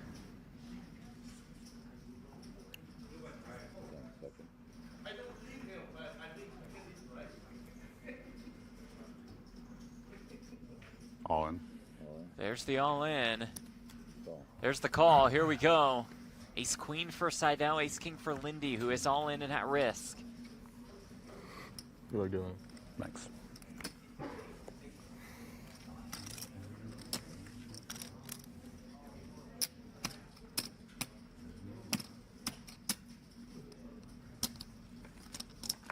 $2.7 million in this pot. Comes king 8-6. That's about as safe as it gets. I don't even get a sweat.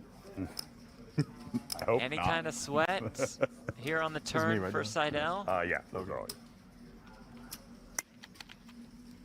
I'm not falling for the prepay though. That would be no. Lindy finds the early double up. Nice hand, dude. Up to about 2.7 million. For there? Anything.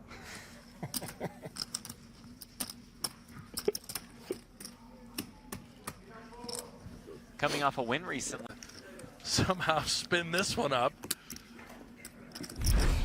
He has a small blind left. And he'll be all in the small blind. Coming to get you. Never comfortable with you at the table. Never comfortable with you. Dangerous man. You think so?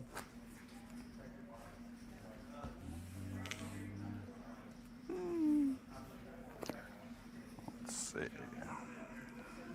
Afriot with 10 bigs. Lindy all in. Afriot 2 9s on the button.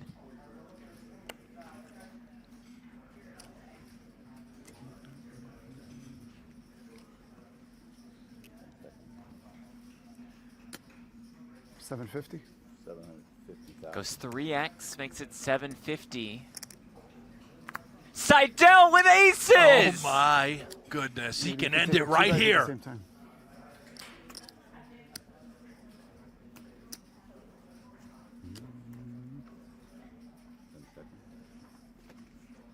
All in.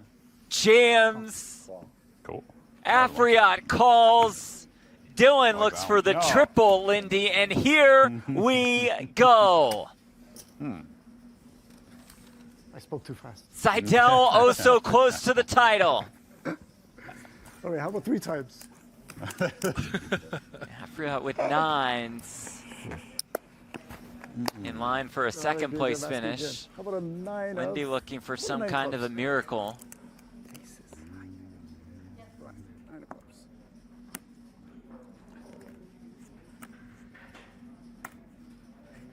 The birds belong to the icon, Eric Seidel. Come on, 9 of clubs. 9 of clubs. Jack 10-5. An 8 or 9 of After clubs. straight draws available for Afriot. Dylan trying to find a path. I'm on board with 8. I can go with that. Fine. Yeah, how about a queen? 8's great. Turn card is a 5. Does it for Dylan. 9 of clubs. Afriot needs a 9 or this tournament is over. Come on. 3 times. Three's a charm. 9 of clubs.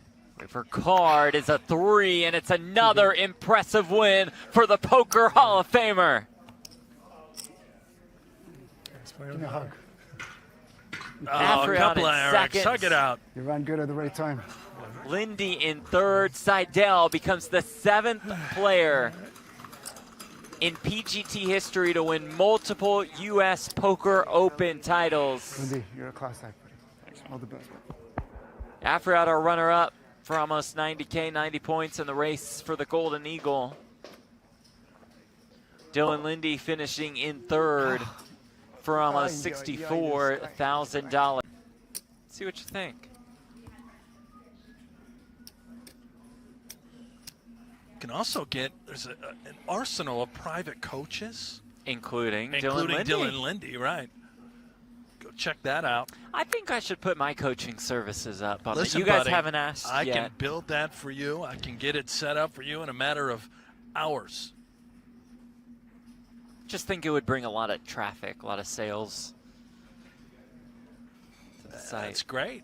Yeah. As a member of it's the really advisory good for board, you. I think You it's keep great the for- majority of the money. Right. So But you'd be I'm a very company rich. man. I'm in it for everybody. Why don't you list services for becoming a broadcaster? You know, teach a good people the idea. ropes. Try and put yourself out of a job. Just ramp up the competition. I would actually love to do that. You know, put it on the site. Lindy top pair, open ender. Seidel the overs, the gut shot. The better backdoor flush draw.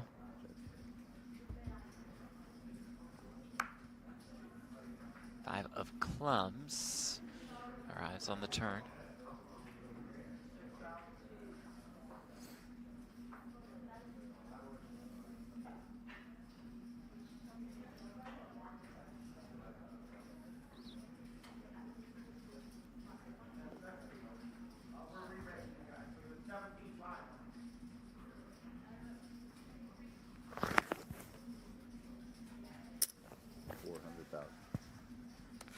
Lindy checks once more. Seidel goes 400K.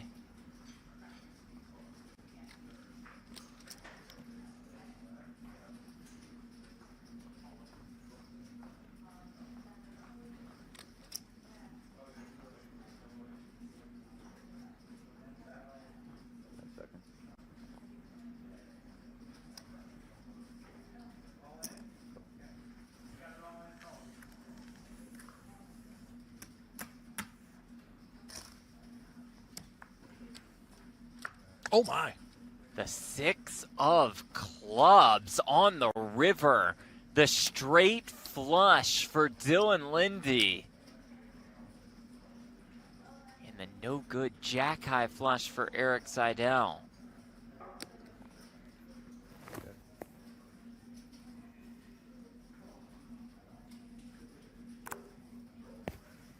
Seidel thinking about maybe going for value, or is it just showdown territory with that jack of clubs? Lindy thinking, please bet. Seidel checks back, and he'll be thrilled that he did. Nice flush. Wow. Wow, indeed. Nice check. Nice check. Wow. That beat it.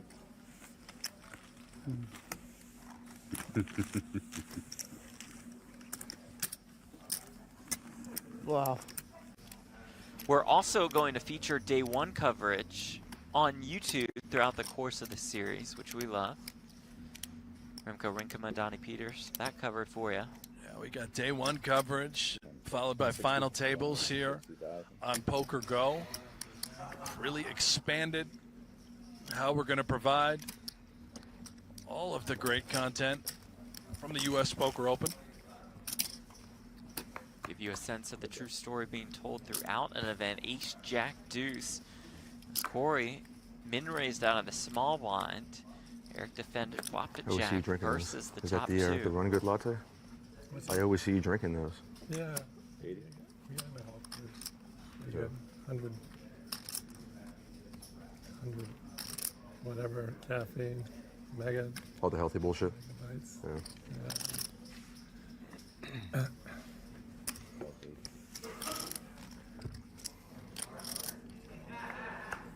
Whoa!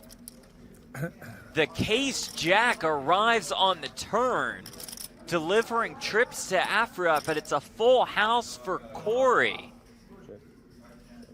And it goes check, check. Oh, the river brings another ace, which might save the day for Eric. You're exactly right. That is going to bail out Afriat. He checked back that turn with hopes of setting up a massive trap on the river. 300,000. And he'll just flick in the call and actually be thrilled to see that. Wow. The smile on his face after losing. Wow. You understand why. Somehow spin this one up. He has a small blind left. Eric, And don't he'll get be too all comfortable in with the it, huh? small blind. Coming to get you. Never comfortable with you at the table. Never comfortable with you. Dangerous man. You think so?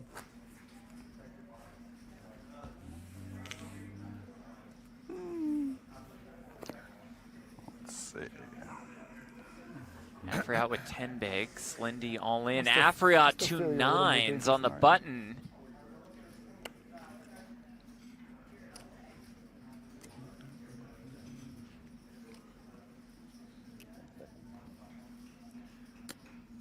$750. 750,000. Goes 3x, makes it 750. Seidel with aces! Oh my goodness, he can end it right here. Same time.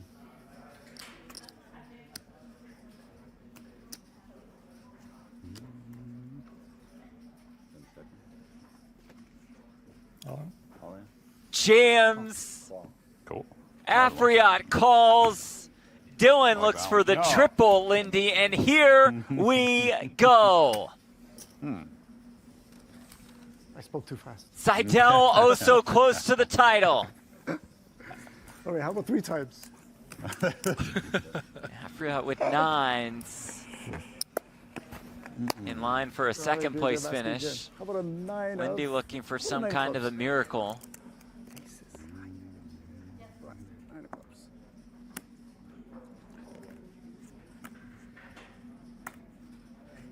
The birds belong to the icon, Eric Seidel. Come on, 9 of clubs. 9 of clubs. Jack 10-5. An 8 or 9 of After clubs. straight draws available for Afriat. Dylan trying to find a path. I'm on board with 8. I can go with that. Fine. How about a queen?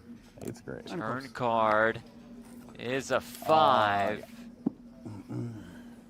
All the Does it positives for over. Dylan. 9 of clubs. Afriot needs a 9 or this tournament is over. 3 times. Three's a charm. 9 of clubs. River card is a 3, and it's another impressive win for the Poker Hall of Famer. Give me a hug.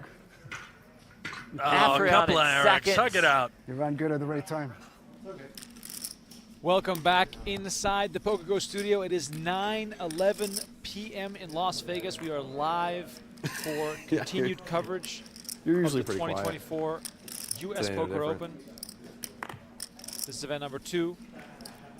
We had to break the tables, rotate slightly, and this is the one that came out of the hat. A stacked table with LuckyChewy, Mr. Andrew Lichtenberger, Sean Winter, Joey Wiseman, Aram Zobian, Jeremy Becker, and Matthew Wantman. I prefer no morning.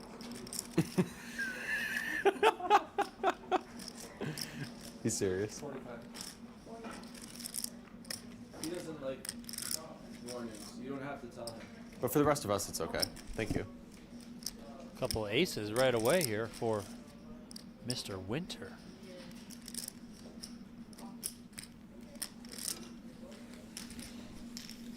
Why is it so funny every time it happens for the first time? It's Aram Zobian, not Zubian. Little typo on the screen there. Apologies for that. We'll try to get that fixed if we can. Sean Winter with aces, flops top set, no big deal. Winter, arguably one of the funniest out of left field characters in all of poker.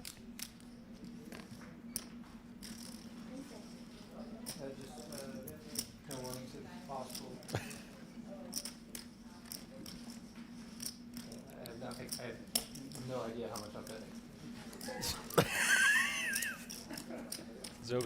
Zobian playing the class clown here, tossing in some random chips as Zobian with the pair of 8s now contemplating whether he wants to see a turn. Thanks, bro. Appreciate you. Does make the call.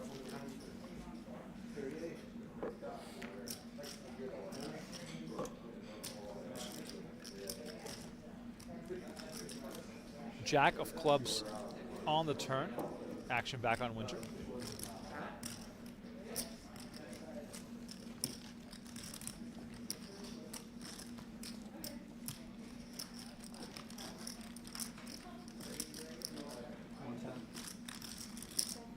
This time, Winter does know how much to bet. Bets 110K. Zobian's pair of 8s probably shrinking in his hand right now. Matthew Wantman, by the way, our table chip leader with 66 big blinds as we're approaching the money bubble.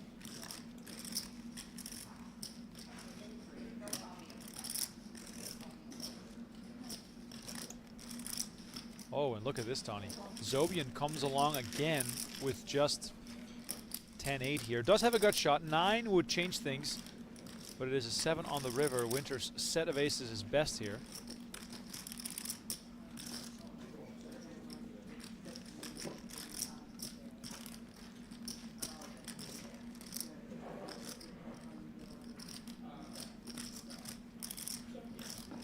Look at this. Winter now checks, perhaps hoping to induce something. Or Donnie, is there any concern about a king 10 or 10-9 type combination? Maybe hearts?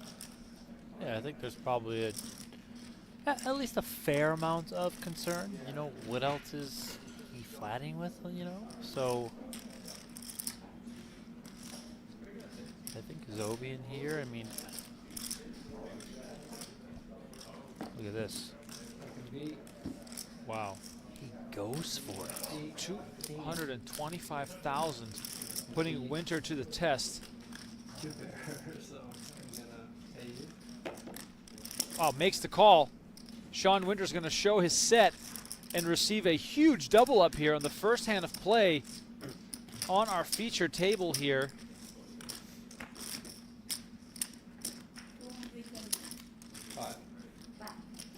I'm going to speak it into existence, Donnie, because that's what you do. But we are the bonus boys here on day 1 of event number 2. What happened at the final table? The 2024 U.S. Poker Open. And hit the king? No. The 2 kings were dead. I think that's the ending we were all expecting. He made a flush.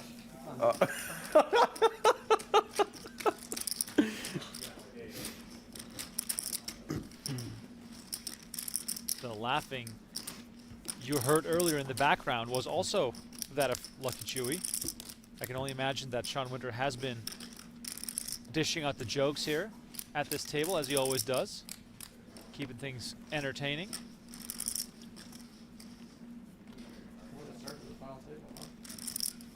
Indeed. Jeremy Becker, Donnie, for those unfamiliar. People get a chance to actually see him play now, you know? I mean, is he for real? Yeah, is he for real? How does he play? How does he make all those final tables in those tournaments around town? How does he win all of those win tournaments, you know? What is the secret sauce? Jeremy Becker, teach us. Go if you are a poker fan, go to Jeremy Becker on Hendon Mob, and you'll be amazed by his results. Donnie, I know that you would never compare yourself to a David Peters because of the longevity in the game and how long they've been around. But with your level of studying and dedication to the game, I could totally see you look at someone like Jeremy Becker and be like, what am I doing wrong? Like, why am I not getting these results? I mean, it happens. But I've played a lot around town with Jeremy Becker. I think he's extremely good. You know, he's not someone you want to see sit down at your table. You know, he certainly knows what he's doing. Of course, his results speak for themselves. And it's good to see him move up in stakes and start battling here at the studio with, what we like to call the best of the best.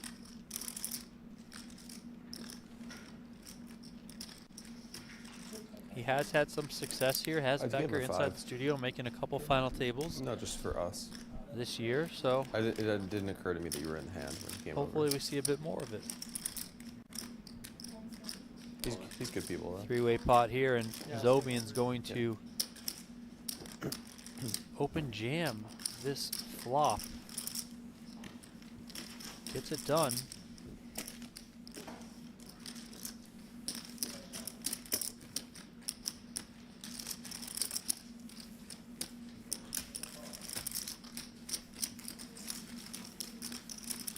Keaton saying that he's watched a lot of these, but doesn't think that he's heard Chewy ever laugh at a table before. I would say that that's because this is day 1. A little bit more of, a lighter atmosphere 100%. Than normal. Yes. We've seen Chewy at a lot of final tables. That's when the money is serious. That's when everything is on the line. So guys are going to buckle down and really focus. Here, a little bit more free, Throw some jokes around, laugh a little bit, toss some chips in the pot. Like, no big deal kind of thing. King 8, yeah, he was thorough with you with that. He's like, I can beat King 8, like as if that was the only hand you could beat. That was a good start, yeah. You could beat everything but a straight and a flush. Well, I mean, I don't. I usually have straight there. You mean straight blocker? No. Good shot. I made a big fold in the murder.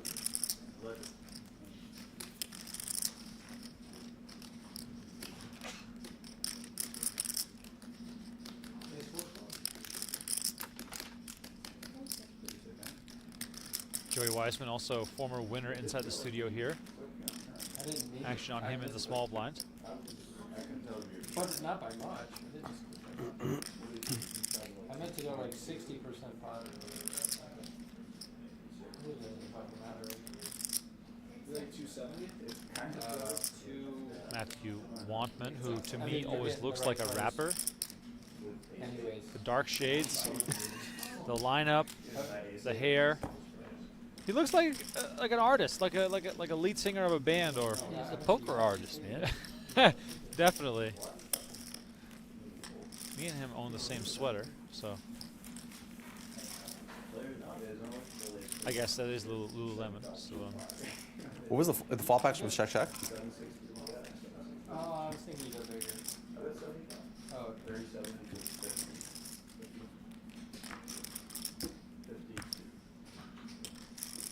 Donnie, at this stage of the event, how many are we down to? Are we closing in on that money bubble? I'm curious to see what you have heard from the floor. Yeah, we're in the low 20s, approaching. The money bubble will be 16, 15 getting paid. So that's what we're working our way down to. Tournament dealers, finish your hand, hold up. Sounds like we could be down to 21 if I heard Tournament Director Paul Campbell there in the background shouting about holding up the action. Winter here. Is this action correct? I mean, a raise to 75K seems like a lot. No, it's 35. 35. 35K is the raise, so correction there on the stats. Jack 4-3, all spades on the board. Wantman flops a spade draw.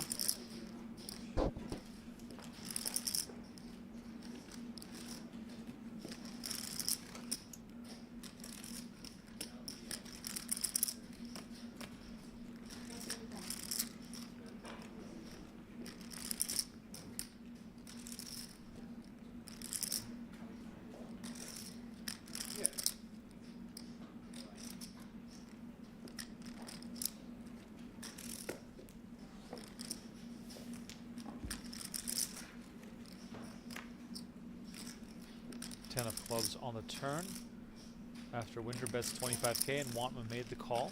Overcards facing both players with these smaller pairs. Creativity might take this one down, but Wantman, of course, still has spades as well, and both players check here as the 10 of spades completes the board. Wantman does complete his flush. Is this a flush that we just play defense with, Donnie? Yeah, I think it's fine to just check call. I mean, he can be behind some. Maybe your opponent attempts to bluff it. I mean, Winter doesn't look like he's going to be doing any bluffing. He checks. I was going to say Sixes without a spade. No. I was going to say sixes with a spade, and then you said hard to resist one. I didn't say it. Are we holding up?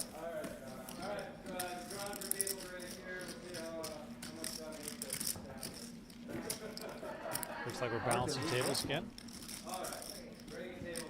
You hear Paul Campbell talking in the background. Yeah, it sounds like they're breaking a table, so it should be down to 21 players now. Oh, we're one. Playing down two. Close to the money, I guess. Here on tonight's bonus day one stream with the bonus boys. 300K with a animal, and I was doing all this like funky stuff. Like I'm like, all right, I'm pretty sure he doesn't drink. Coffee. Tim Duckworth in the back here, providing live reporting updates. See Steven Shidwick, top right, Victoria Lifshitz in the mix as well. Where's Hellmuth? He was out there. Okay. He was moving from one table to the other. Reasons why his neck would do this with this part of his range, and he kept saying 10 seconds, 30 seconds, 30 seconds, or 10 seconds. I just like couldn't think. And it was a 300K. I was like, knew I had a fold, but like leaning forward, it was annoying. I hate neck because neck tails aren't even like a thing. You know, they're like so stupid. Yeah. Well, like with him, with someone who doesn't drink caffeine at all or whatever, like, and it's like so calm in general. It was just throwing me. I was trying to figure it out. Like, his neck was doing that for a reason. It was streamed, yeah. It's here. Yeah. So every single time bank, I kept saying like, no warnings, please. I said it like 5 times in the same hand.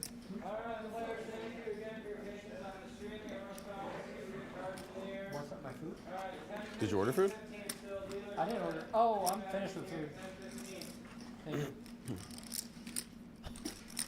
So it was just like the dumbest way to boss. Like off some not even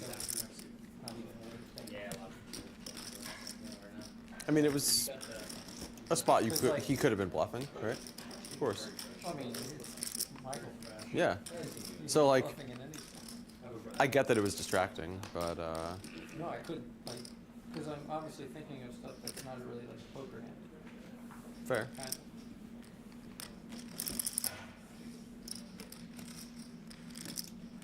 I have 150 total. Ace Jack here for Winter as we get play back underway. Also, Anthony Hu joining us again. Yeah, welcome back, sir. Luck of the draw. Could have been anyone. Gotta Zobian, pocket eights. gotta keep things random as well as we do day one coverage. We have to switch tables more often. Keep it fair for all the players involved. 18 bigs here for Zobian.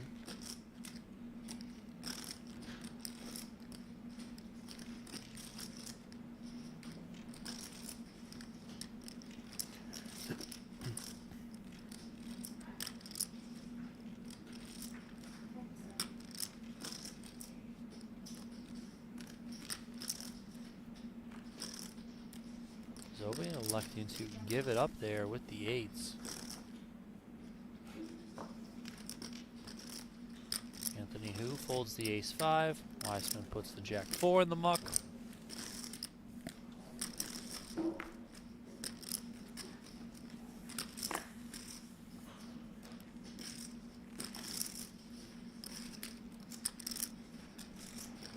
Action on Becker in the small blind with ace-8 of diamonds. Becker just like looking around a fair bit, ultimately deciding to let it go.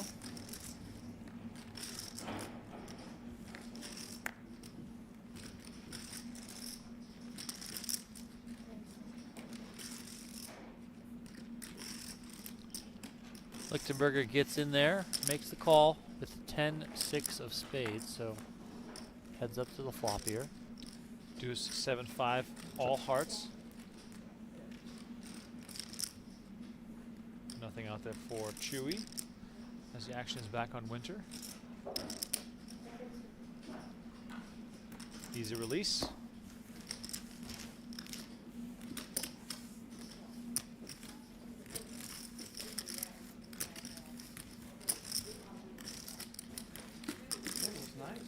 This is nice. Where's your Right there. You got shoved in right on him. Is there octopus talk time? You got shoved on in him. Shoved on. The chips went over the logo. You were more focused on winning the hand, understandably. All these players very much focused on making the money first. By the way, if you're enjoying our late night coverage, That was a classy please line. hit that like button, subscribe to our That's kind channel. of like old school. Bring this thing I mean, up to it's good 500 price. likes to spread the word. Kind of. We're doing this every Yeah, single that's night. what I mean. No telling which lineups we'll get on a nightly basis, but the fact that we're doing this day one coverage gives us a chance to really lead into that final table, which will be tomorrow at 2 p.m. That's for sure. That's Pacific for sure time, true. 5 p.m. Eastern. It'll be on PokerGo.com. Commentary by the legendary duo, Jeff Platt and Brent Hanks. Wanman comes in for 35K. Now Chewy finds kings in the small blind. Donnie, how do we approach sizing out of position here with kings given the stack sizes? As I say that, I realize how short Chewy is. 120. Yeah, so not really much to deliberate on. 120. 70 plus 50. I think Winter folded and put the cards on top of the Octopi logo as a joke. Wantman makes the call. Really think of a better spot to be in. It's a pretty good spot, right? Not only in straight. No, if you hit a straight, I'll lose. Unless we chop. Queen Jack 7 for the sweat. Can I? It's a bit greedy with your stack, don't you think? We'll let the gods decide. Sean Winter already knows the flop. I want to have some kind of split. Oh, that could be bad. Insurance. Ooh, it's proportional swap. There's the flop. Ace, deuce, 7. Safe, as safe as it can be almost for Chewy. Running Broadway, running 10s. 6 of diamonds. Ooh, running Broadway still in play. No.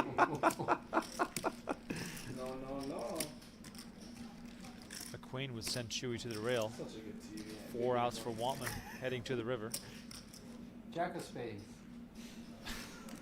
Paint. River card. Ah! 9 of hearts. I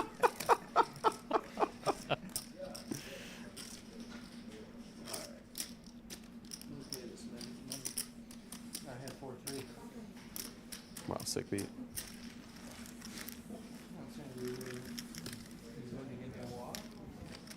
I wouldn't have given you a walk, that's true.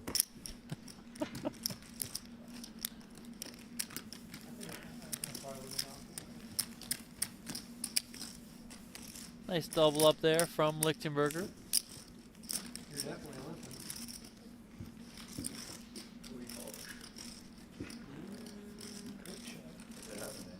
Out of line. It's very although I'm like a little paranoid lucky Because it's you, I might go for 3. Yeah, I am. No, imagine. And throw away the 6-7. I have no idea. I haven't watched it. Jack deuce.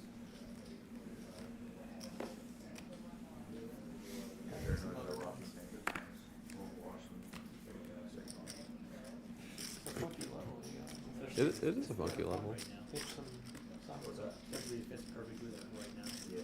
Oh yeah, that's just happening like $100 shirt. I watched it once.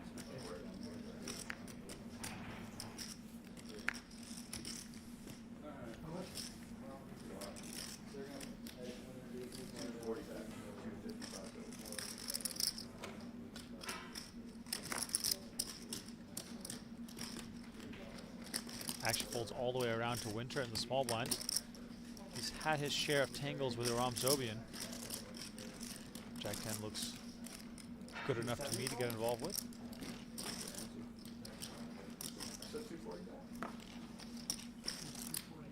I'm going to raise 240 on top. I'm 250 total. You've done like 3 of those today.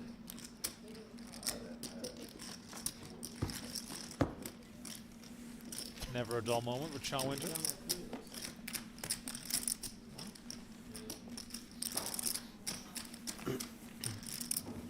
I always forget if it's 20 or 30, you know? For some reason, I've tried and the 20 just feels no. 20 pre, 30 post flop. No, the time bank is always 30, even pre flop. No. Pre-flop is 20. The time bank is 30.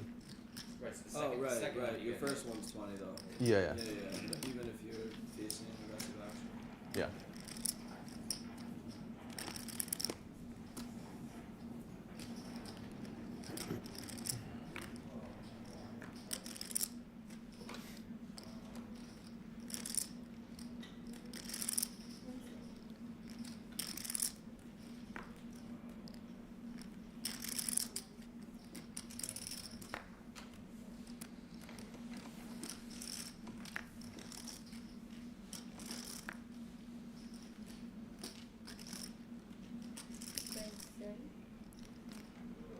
Chewy's time to raise with Jack 10 off.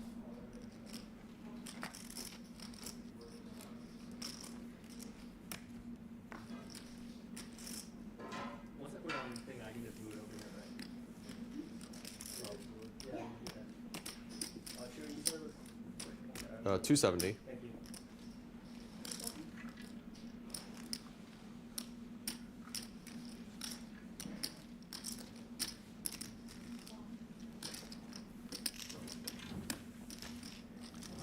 Who is in there? 8-7 off from the big blind. Top pair. The way you said that and the fact that it's closing in on 10 p.m., you said, who is in there? And I was going to say, what? You want some smelling salts? Absolutely, yes. I think it's about time. I think it's time to bring out the smelling salts. Top pair here for Anthony Hu. Chewy's going to continue.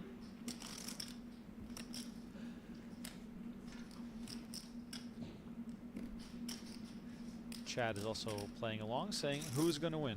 That's right.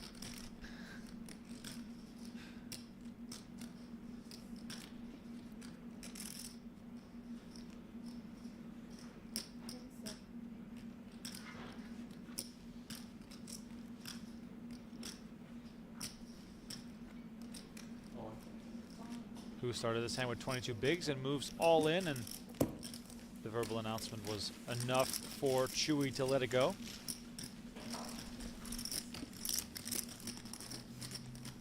By the way, in case you're joining us for this stream but you missed our earlier one, I won't spoil the result. There's no spoilers anywhere on our platform. So go on and watch the final table we had earlier today, because I can only tell you that it was absolutely crazy. It was a 3-hour final table. It was a lot of fun. And I think we had, we must have had at least 15 double ups. There was a lot. I mean, yeah, there was a lot of action.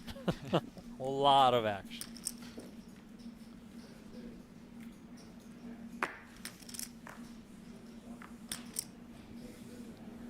Eric Seidel, by the way, headlining that final table. You can find that stream on PokerGO.com and on our YouTube channel. You have purple on the side? 485. Nines for Becker. Comes in for the race to 35K.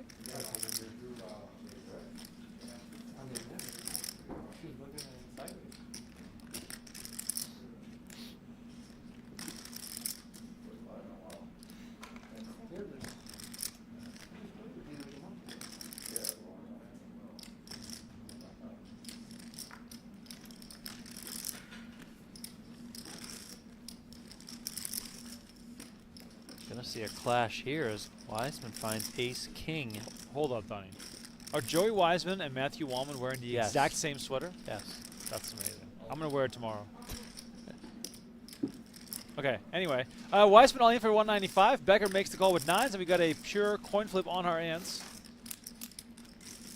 Wiseman's tournament life on the line.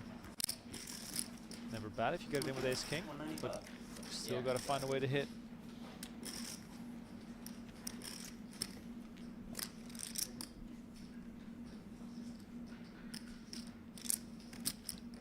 Wiseman looking for some help here. King, Queen, 5, all clubs. I mean, can't ask for much more than that. Wiseman, top pair, top kicker, has the clubs to go along with it. Turn is the 7 of hearts. Becker looking for the one remaining out in the deck here. River is the 8 of hearts. I really do. I do believe you. The right suit twice. Wrong value. I wasn't positive on the 9 of hearts because I had 9 7. Nick Gordon asking, is this live? Yes, we are live right now. Well, I was pretty confident.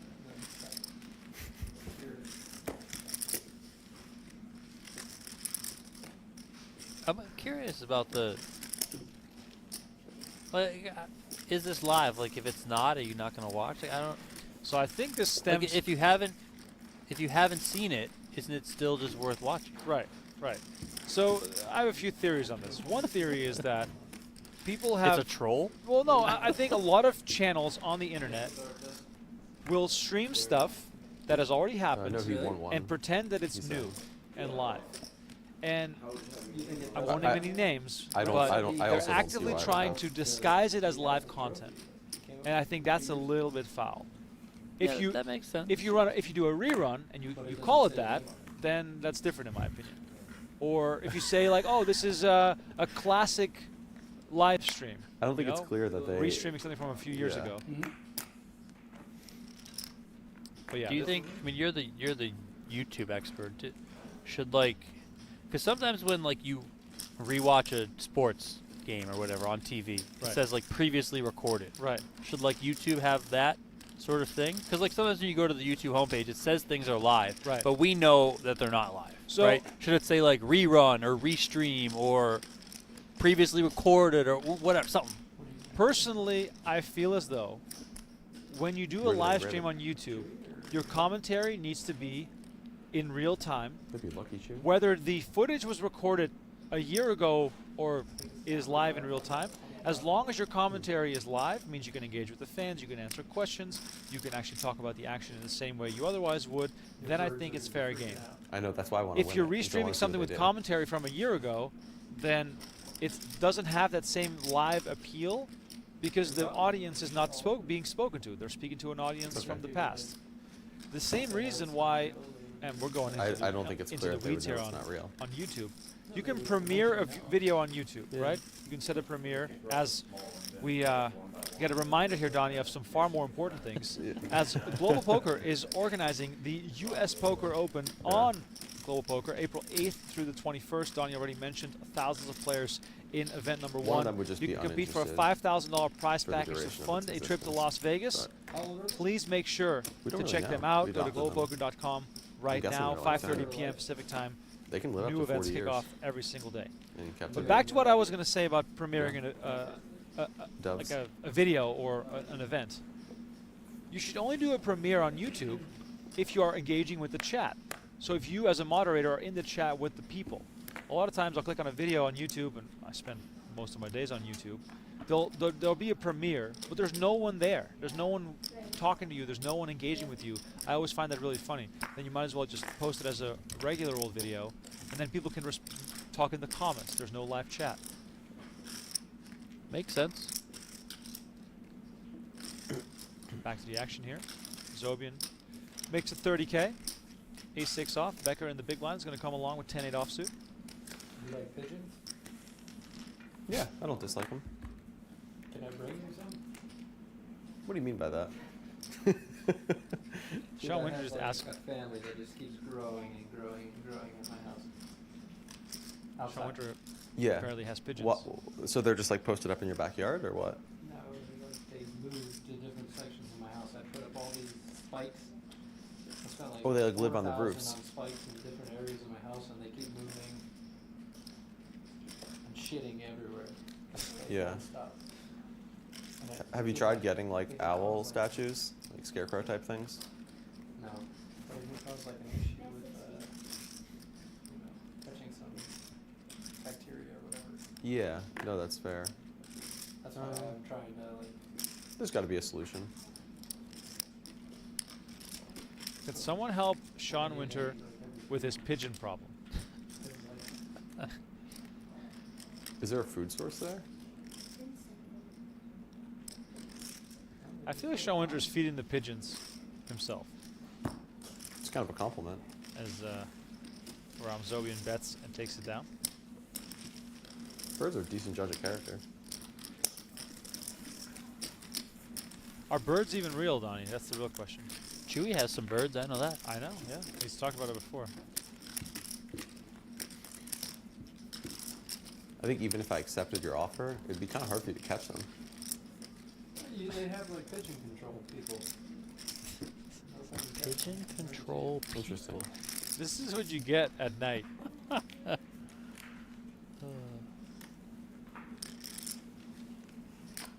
It's just like non-stop cleaning. Got to give a shout out to Alexander PKR, Alexander Poker, winner of U.S. Power Poker washing. Open online event Posing number well. 1, Sweeps Coins tournament. Wow. Topped 1,213 players in the field That's crazy. to win 2,500 Sweeps Coins. Again, globalpoker.com, April 8th through 21st. You guys can check out the action. Get on in there. Global Poker, sponsor of the U.S. Poker Open.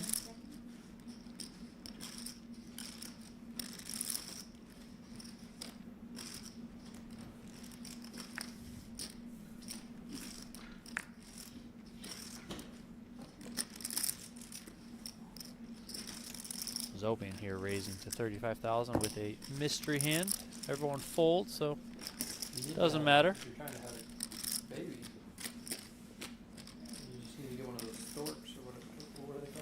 Storks, yeah, that deliver the babies. Yeah. Easy game. One in the instant pregnancy. I guess they sense one's coming, I guess, when they come around. I guess that's what it is. Do you have any storks? No, but You know a guy? we were noticing something when my wife was pregnant. We didn't know. Or she recently. This is years ago. What is Sean Winter talking? They're huge. I'm not sure I've ever seen a store. They're massive. I think the term might be somewhat loosely applicable in this case. Like, is it actually a stork? I mean, there's birds that look kind of like storks. Yeah. This is in Romania. Oh, okay. Wow. He's kind of like Phil Locke in a way. Yeah. It's like with like his Pelican-type mind birds. is all over the place.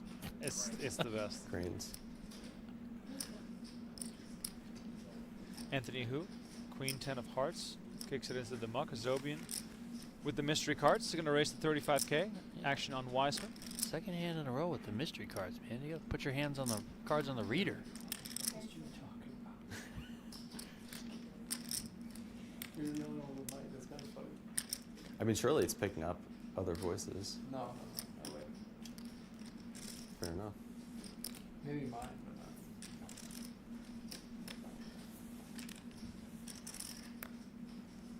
Because you just have like a microphone. I do have a microphone No, on. I'm saying like here, it's not gonna pick up. Imagine if Sean Winter was interviewing people while they were playing.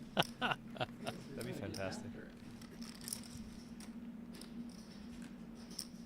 Josh in the chat says, I've been watching long enough today that I want to know if a commentator's daughter has slapped someone back yet. Oh. No, none of that happened. No, remember they didn't tell. They didn't tell them. I mean, I gotta teach her some self-defense, skills. I mean, if she's gonna be getting slapped, if people are gonna be, pulling out the fisticuffs at school, we gotta work on defending ourselves here. I mean, How old's your daughter again? 3. Yeah, exactly. I mean, I'm kind of surprised she didn't do something back. I mean, her and I like wrestle and roughhouse a lot. I mean, it's it's fun. I mean, she comes after me. Win, swallow, or lose. Yeah.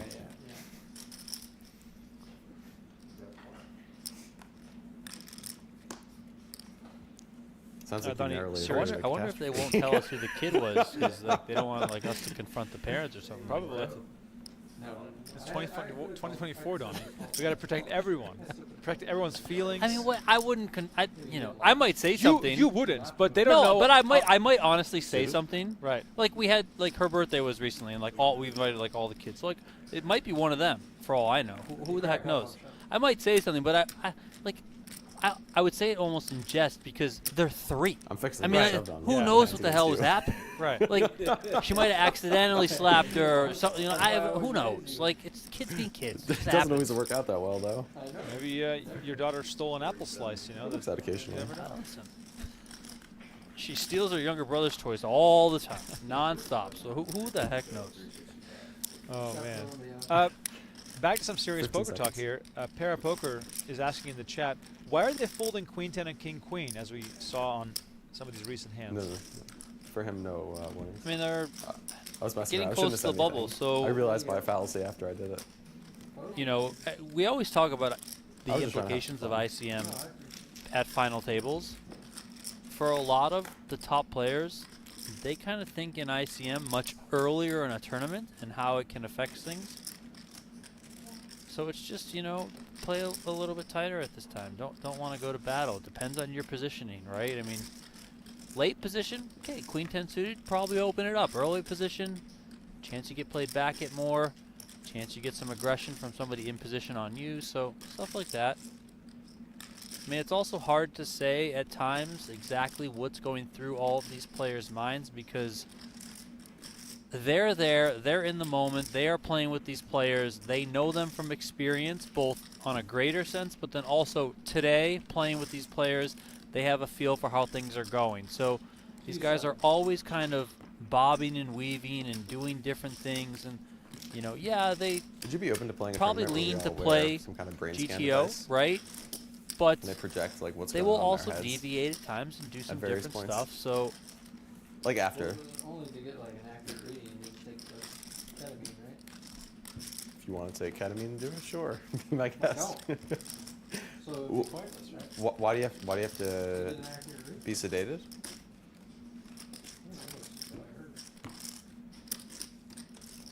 that alright? I don't know. I mean, my suggestion might be completely baseless. That would be pretty cool. I think it'd be Like, hear fascinating. everyone's thoughts. If we could see the actual areas of the brain light up and what's going on. Yeah, that'd be fascinating. Poker Out Loud is trying something like that, right? Are they? With I mean, the headphones game. Isn't that like similar? yeah, I'm more interested in something quantifiable though, like Oh, like a measurable data thing? yeah, like they've done the heart rate stuff.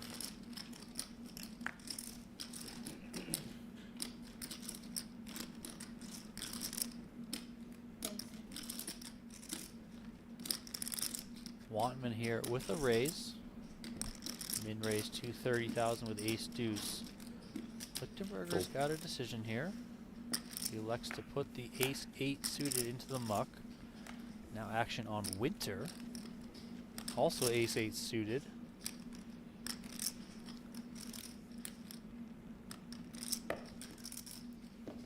Flicks on a call.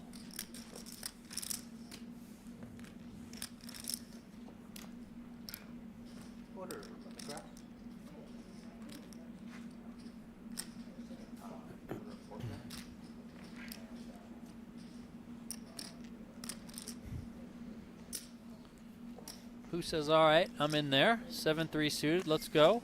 He does not want to see hearts, though. That's for sure. King 9-9 on the flop, 2 clubs. Nothing much for any of these players. Aggression might just take this down. But Wantman, who doesn't have the ace of clubs, doesn't want to take a stab here. Donnie, if Wantman does have the ace of clubs, is he likely to continue here? He might. I mean, he might also just check, try and see it through. Maybe check, call. I mean, you know. Yeah, he might just continue with the ace of clubs there. Action does check over to Winter, though, who fires and just takes it down.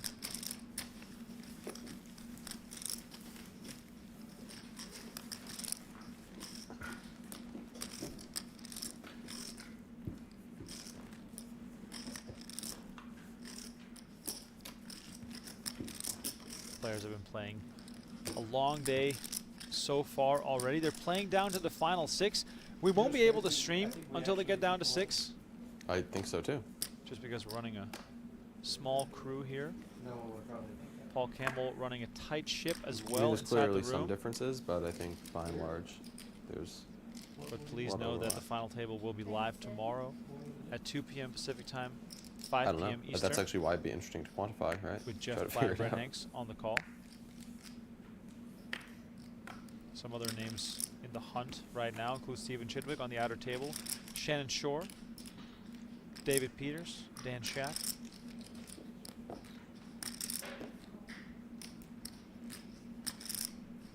I think we're down to the final 19 or 20, something in that range. Yeah, probably still on 20 or 21 would be my guess.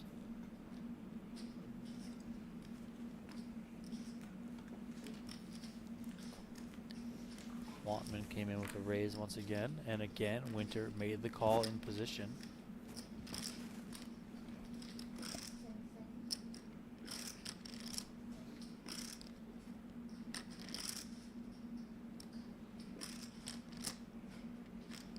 Wiseman here getting a nice price with a hand that could flop really well. 6-4 of hearts.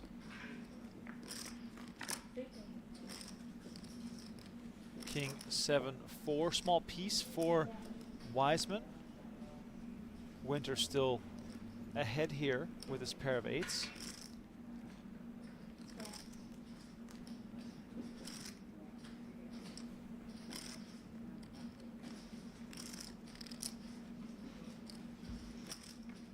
Nobody interested in investing anymore, and all of a sudden Wiseman's hand starts improving as he picks up an open-ended straight draw on the turn. A 6 now would give Wiseman 2 pair, but also give Winter a straight.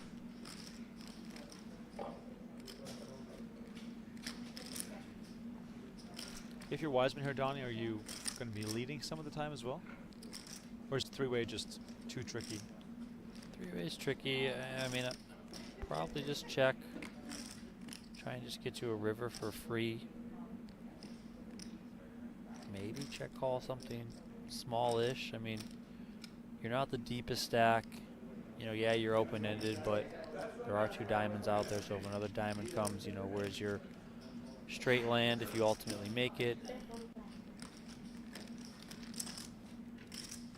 Winter says, no more free cards here, and comes with 45,000.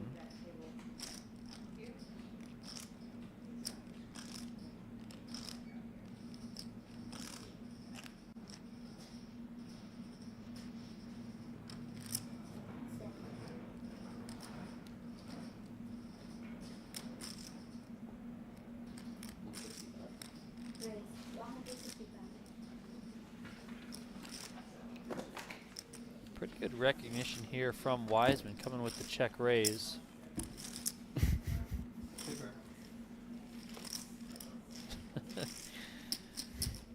Wampman and Winter quickly get out of the way, and Wiseman takes that one down. Well done from him.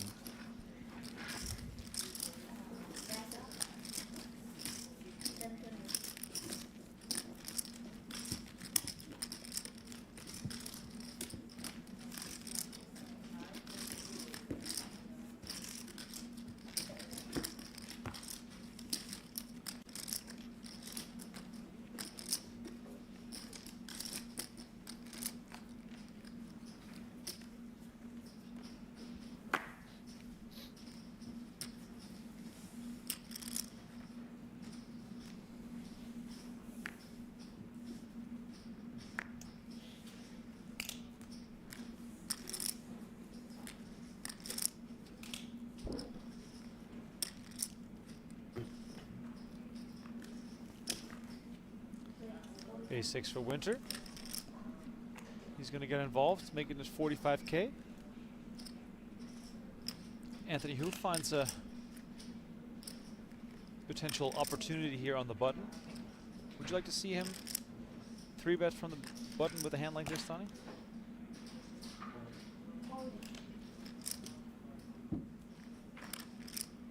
Who says all of it, which I think is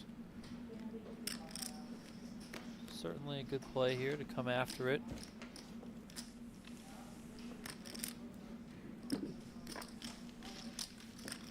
The blinds did go up, so that hand was 10K, 20K, so that's why Winter was coming in for 45 and leads Hu to ultimately come with a shove. Working with just about 18 big blinds for him on that shove. Now back up over 400.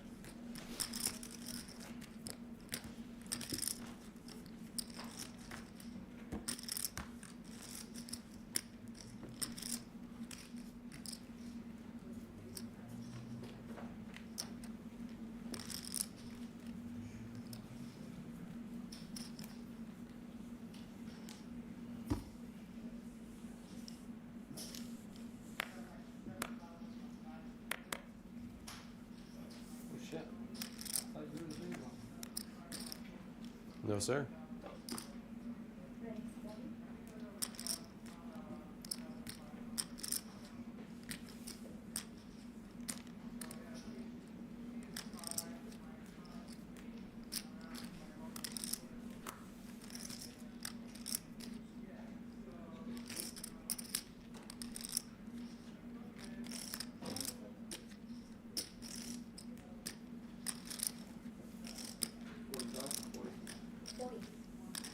Action has been rather calm, Donnie. Haven't seen anything exciting happen in quite some time. Not many post-flop hands with action. More so multi-way pots with lots of checking. Do you think it's just the nature of the time of the day, close to the money, maybe getting a little bit tired. This has already been, what, 8 hours of poker so far for these guys? Probably a little bit more about just being so close to the money. I think there's 20 players left, I believe. 15 pay, so, you know, right there. Not on the direct bubble, but soft bubble, certainly, so. You know, I know these players aren't playing to cash, but you are obviously trying to get to the money first before you ultimately get to the final table, before you ultimately try and win the tournament, right? So every stage of the tournament kind of presents something different. We're now on that stage where you're probably going to see some of the bigger stacks maybe open things up in some select spots to try and get some additional chips. You're going to see those middle and shorter stacks have to maneuver a little bit more creatively with things. Here you see Wantman and Winter checking down to the river. Winter connecting with that king on the end. Does get the check mark, at least as long as it gets to a showdown. Wantman maybe turns his hand into a bluff here. Looks like he's going to do just that. 150, so overbet here.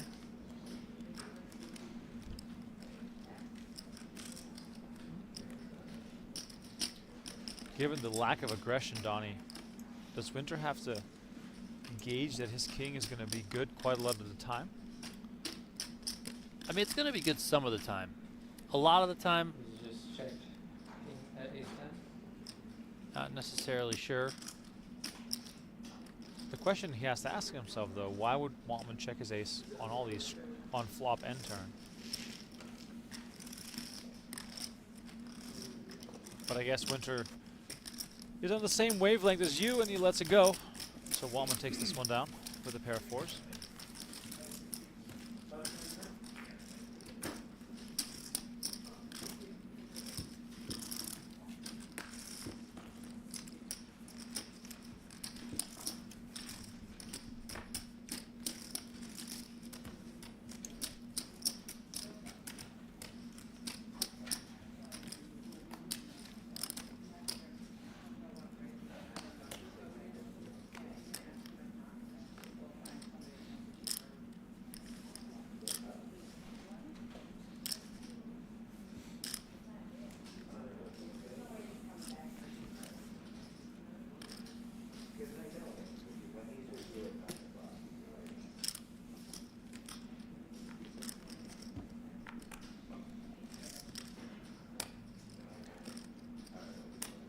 Players playing cautious with the bubble looming.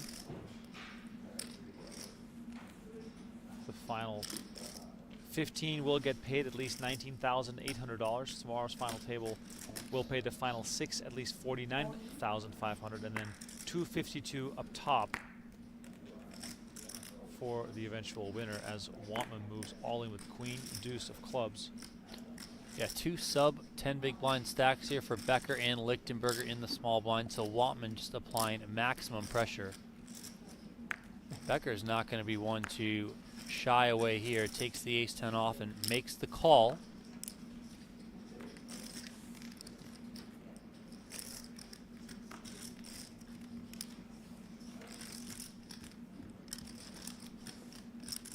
$60-40 here in favor of Becker.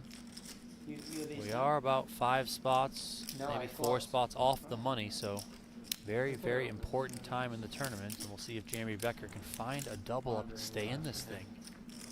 All right, here comes the flop. Lots of chips in the middle. Jack, Jack 10, and Becker gets a little bit of reassurance here, as he was already ahead, but it never feels comfortable when you're playing high cards versus high cards, and a simple duck can just send you out the door. Wantman looking for a queen. Ace of diamonds on the turn is going to change things just slightly, as Wantman now goes from 3 outs to 4 outs. Broadway is what he is looking for. River card. Oh, it's the king of spades! River. Disaster for Jeremy Becker. And he's eliminated just a few spots away from the money. What a brutal beat here, Donnie. Sick way to go, especially when, as you said, you are so close to the money, so close to cashing in, putting just about 20K back in your pocket, but What do you think I should get in the small poker blind? gods were not kind on Eights, that probably? one. Wow. 5-0, club down. No. Seems as though You're biased. tables How much? will get balanced or broken. And Whoever with that, I'm sort of sad to announce the end of our first bonus boys coverage here on the PokerGO.com website, as well as on our PokerGO YouTube channel. We'll be here every night for some bonus coverage, but for tonight, we have to call it quits as the money bubble is now upon us, and Yeah, we're I simply saw not that. allowed I was to like, stream one table, leave one out, and with the small staff that we have, we'll just have to say good night for now, as Jeff and Brent will pick the action back up One more. when cards are in the air tomorrow for the final table But your queen's dead at now. 2 p.m. Pacific time, Yeah, but he's got 4 kings. 5 p.m. Eastern. So don't miss that. Jeff Platt and Brent Hanks will be on the call on PokerGo.com tomorrow for the final table of this event. Thank you all so much for watching. Let us know in the chat how you enjoyed the show. Please hit that like button and subscribe to our channel on your way out the door. My name is Remko Rinkema, Donnie Peters alongside me. It's been an honor and a pleasure. We'll be back tomorrow, 7:30 p.m. Pacific time, with bonus coverage of event number 3. So please get set for that as well. So 2 streams tomorrow, one on PokerGo.com and one here on the YouTube channel as well. For now, good night from Las Vegas, and have fun with Jeff and Brent tomorrow for the final table of this event.